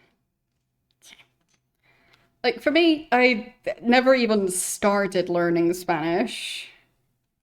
I've been to a couple of Spanish-speaking countries, so, like, I might still remember, like, the numbers from, like, 1 to 10. And, like, maybe, like, hello and goodbye.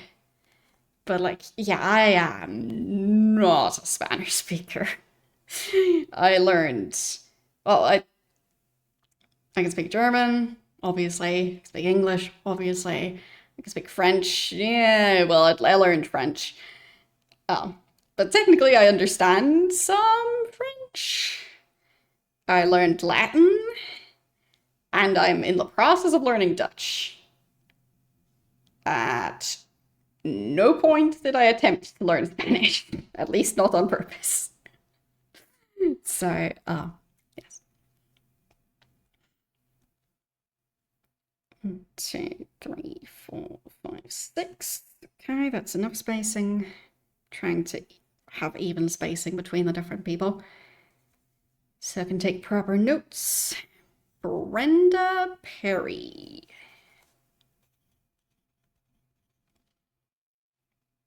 I think I wrote that down right.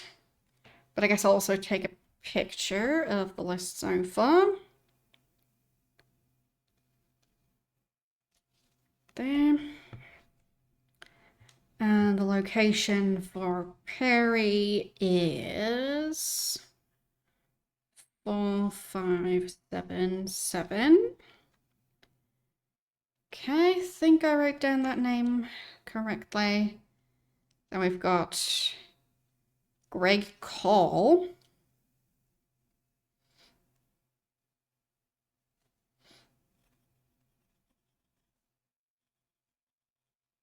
And we don't have a location.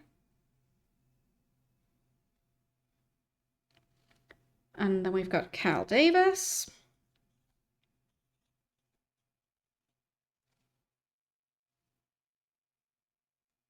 And assume that's the location I already have. I'll check in a bit.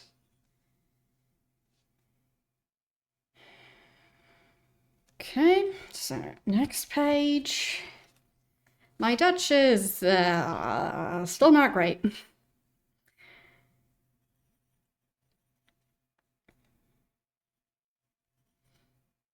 But I understand a fair amount. Just speaking a new language is it requires confidence that I currently do not have. So I'm not confident enough in my Dutch skills to actually speak it. So, yes. Yeah. Big Jim Slate. Okay, I'll just take a picture again. Make sure I don't miss anyone.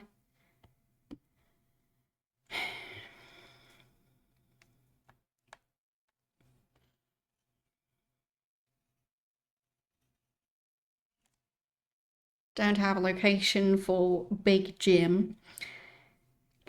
Is that guy's official name actually Big Jim? Because I thought that would just be a nickname, but whatever. Maybe that person changed their legal name to be first name Big and then like second name Jim. I don't know.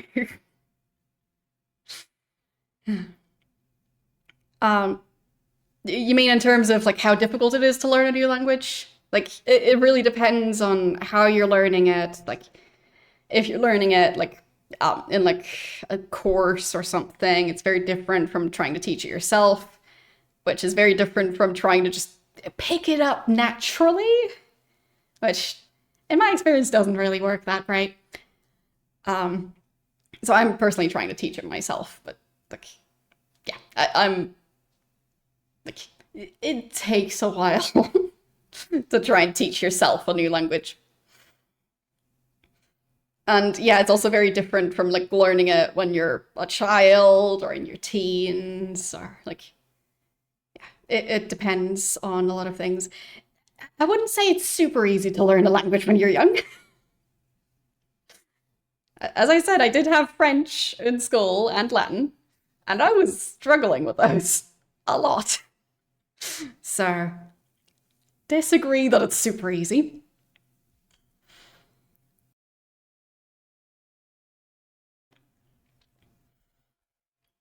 Anyhow, next one is Tom Griffith.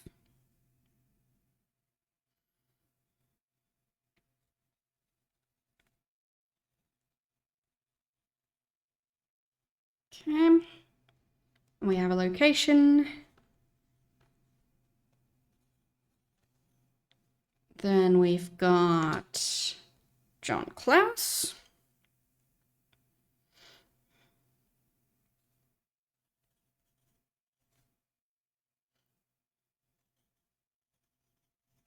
Okay.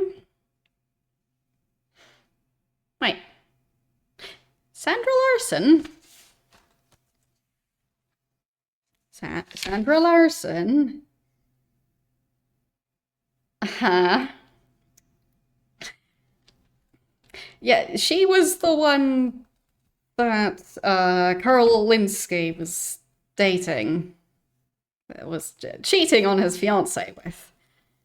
So interesting that she was paid by this corporation. She did seem to know some stuff about them, but like that she specifically was working for them, that's news.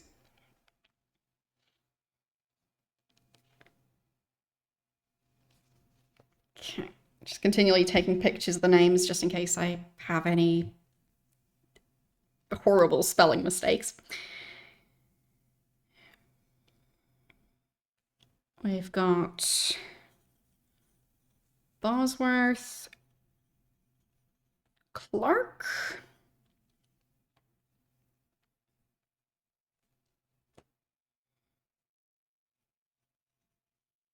Okay.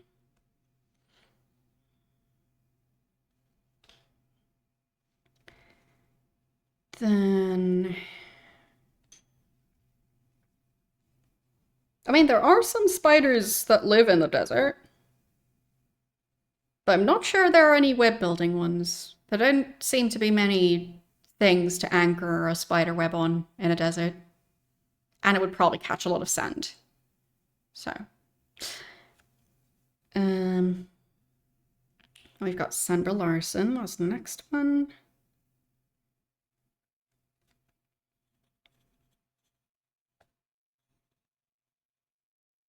Okay.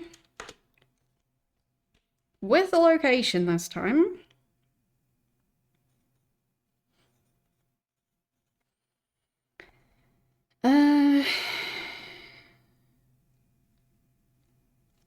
We've got Della Lang at 2111. That's such a long list.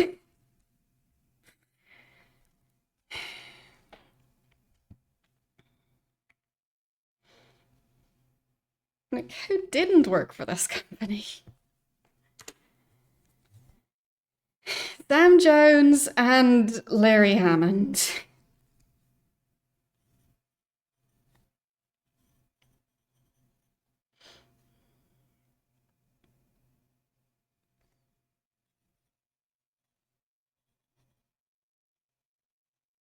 Okay. So that was 1, 2, 3, 4, 5, 6, 7, 8, 9, 10, 11, 12, 13, 14 names. Okay. So, I'll compare some of the locations I got. The first one, I just didn't have that person's name or location yet. Brenda Perry, no, that's a new one too. Cal Davis, I think I had a location for that guy. And same one as the one I just got. Okay. Then Tom Griffith.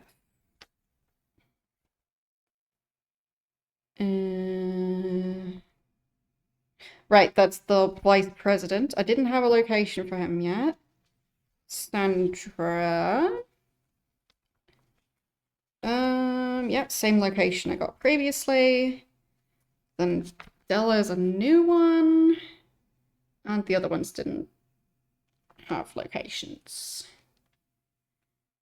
Okay, so the few locations I got that I already had, they're identical. So the people where I already had locations, it's the same one I already knew. Anyways, I guess I'll write down the other locations. So, but David Pope wasn't on this list. So I guess those names might have been wrong. So Carl Linsky, I do have a location for him, or several.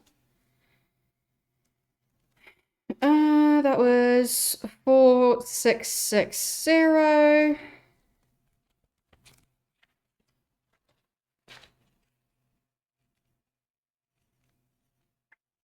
And his warehouse.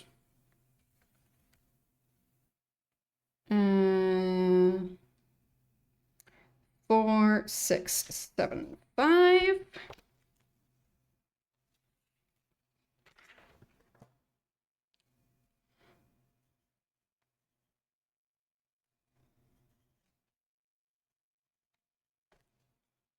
Okay.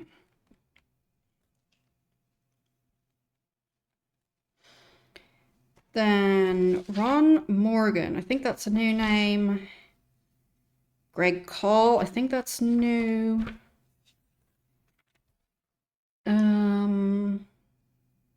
Jim Slade. That's a new name. True. Could have tried that.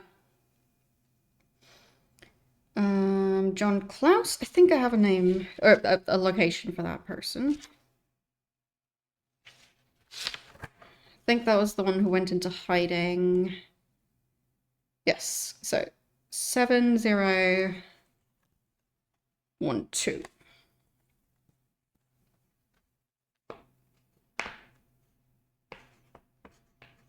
Okay. Then Bosworth Clark, new person. Sam Jones, new person.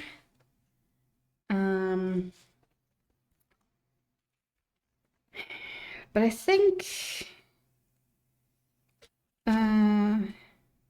Larry Hammond, we had a location for him.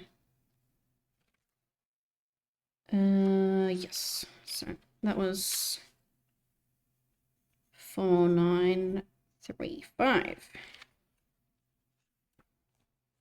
Okay. I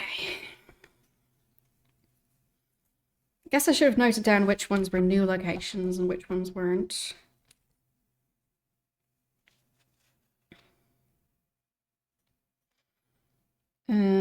Have I been to Cal Davis's location? I believe I have. Yes.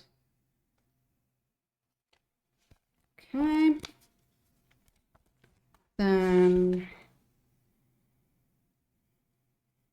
Tom Griffith. Have we been there? No, we haven't. John Klaus, yes, we've talked to that guy. Sandra, we've talked to her. Larry Hammond, we've talked to that person. Okay. So I've got 1, 2, 3, 4 new locations. Pretty decent.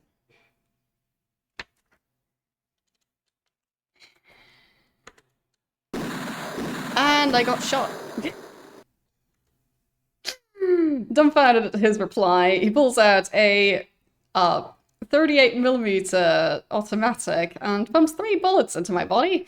As lifeblood runs out, I make a mental note to never threaten a homicidal accountant again. So that's what happens if you threaten him. Nice animation. So, what was my save? Like this one, maybe? Yes. No, we didn't beat the game.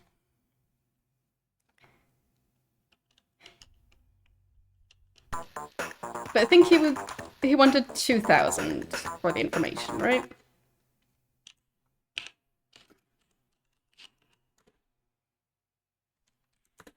Alright, 1,000.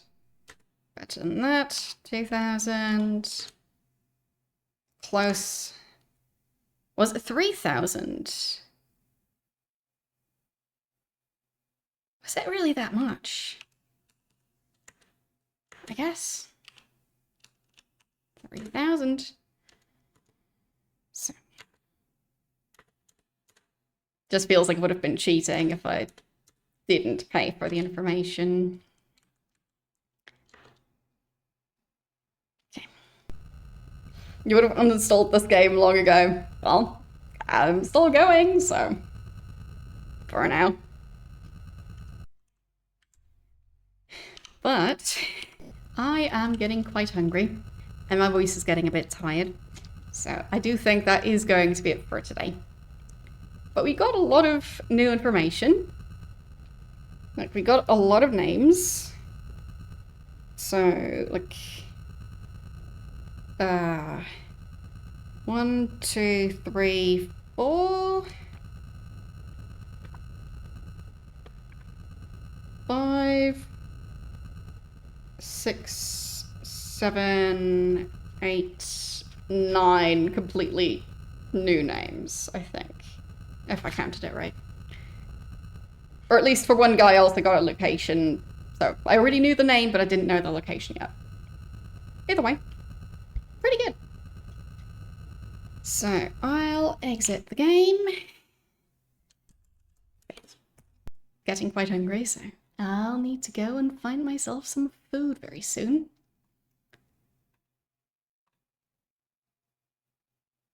And who do we want to raid?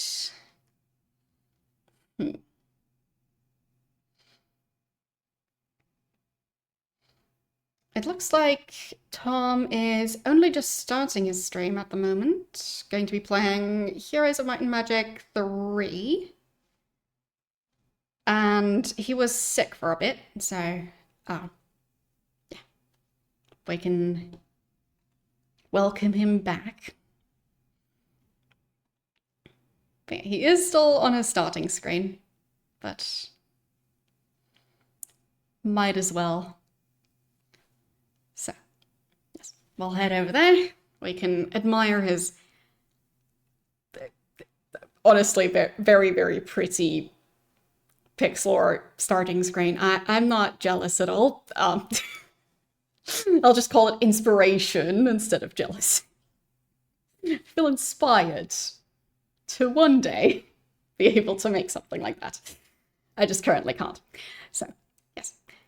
We'll head over there, and I will see you guys tomorrow with more Ultima 8.